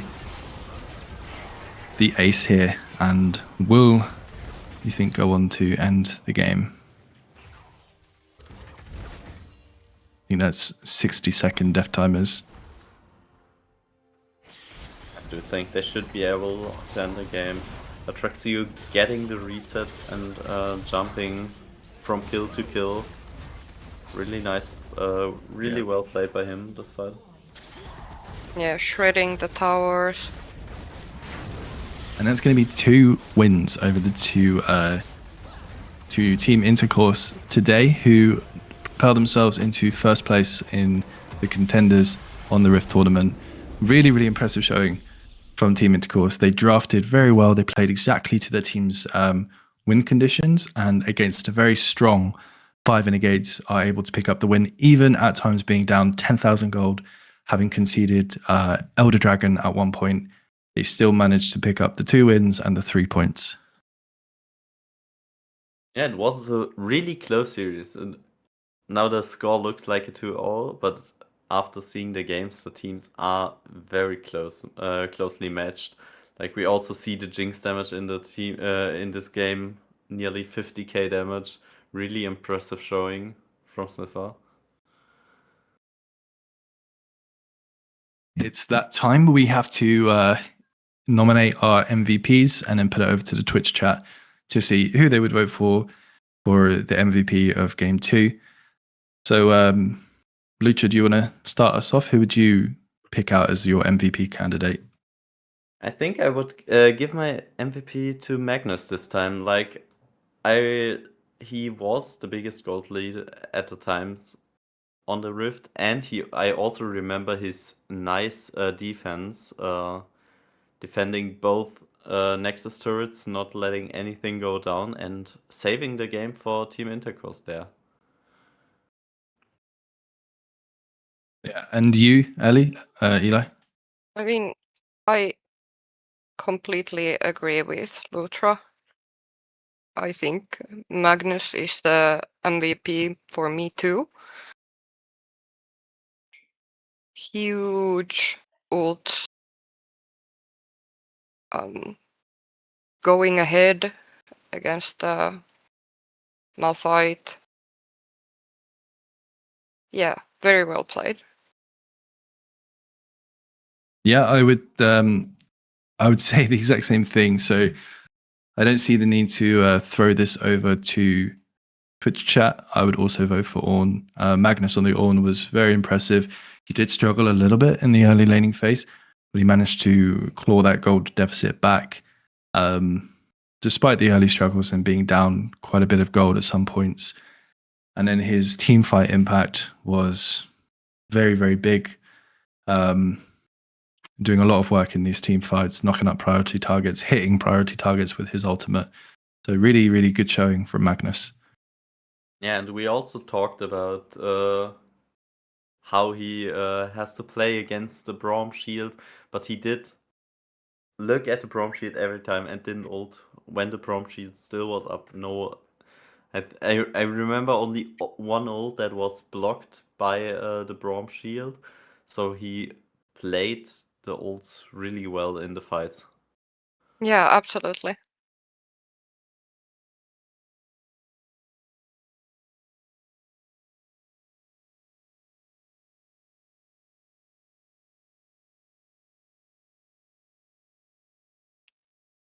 So today ended up being the exciting series that we all anticipated. But the 2-0 going over to Team Intercourse, and for us, Magnus, our MVP for Game 2, and I think the overall series MVP I would give to Magnus as well. I don't know if either of you agree with that, but I think his performance on Urgot in Game 1 was also quite impressive. Yeah, I would definitely agree. He had a very good Game 1, and as we all agreed, his Game 2 was absolutely MVP worthy. So a really good showing from Magnus today. And I want to take a second to talk about 5 Renegades as well. They did play really well. The game's losing 0-2 it doesn't fully reflect the way that they performed in game. You know, these were both 2 hard-fought games where they had big gold leads at points and lots of impressive individual performances. And I wonder how this is going to change how they approach their future games. I think we saw them play largely for comfort and less for draft cohesion. I wonder if they're gonna switch things up, if they're gonna start thinking a little bit more about these champion synergies and trying to counter what the enemy team is picking, or if they're just going to drive home these comfort picks and continue to try and figure out a way to make them work. Yeah, that's definitely something we have to watch in the next series. It's gonna be really interesting to see if they changed anything till then, or if they just stuck to their draft idea and say that this game was just being outclassed in the hands and not in the draft div. So let's see in the next game they play. Yeah. So yeah, we'll be ending the stream now. Thank you to everybody who showed up to watch these two upper bracket teams fight it out. Congratulations to Team Intercourse, who now take first place with 6 points in the upper bracket. And we hope you join us for our next series of games, which will be on Sunday. I think we have 2 matches that we'll be streaming on that day from both the lower bracket and the upper bracket. So really excited to have you join us for that. And yeah, thank you to the cast today as well. We have Eli and Lucha joining, and Jacindo, Mr. Worldwide, on the broadcast. So big thank you to the team, and just congratulations to Team Intercourse. Yeah, absolutely. GG's. GG's. Okay. Good night, everyone.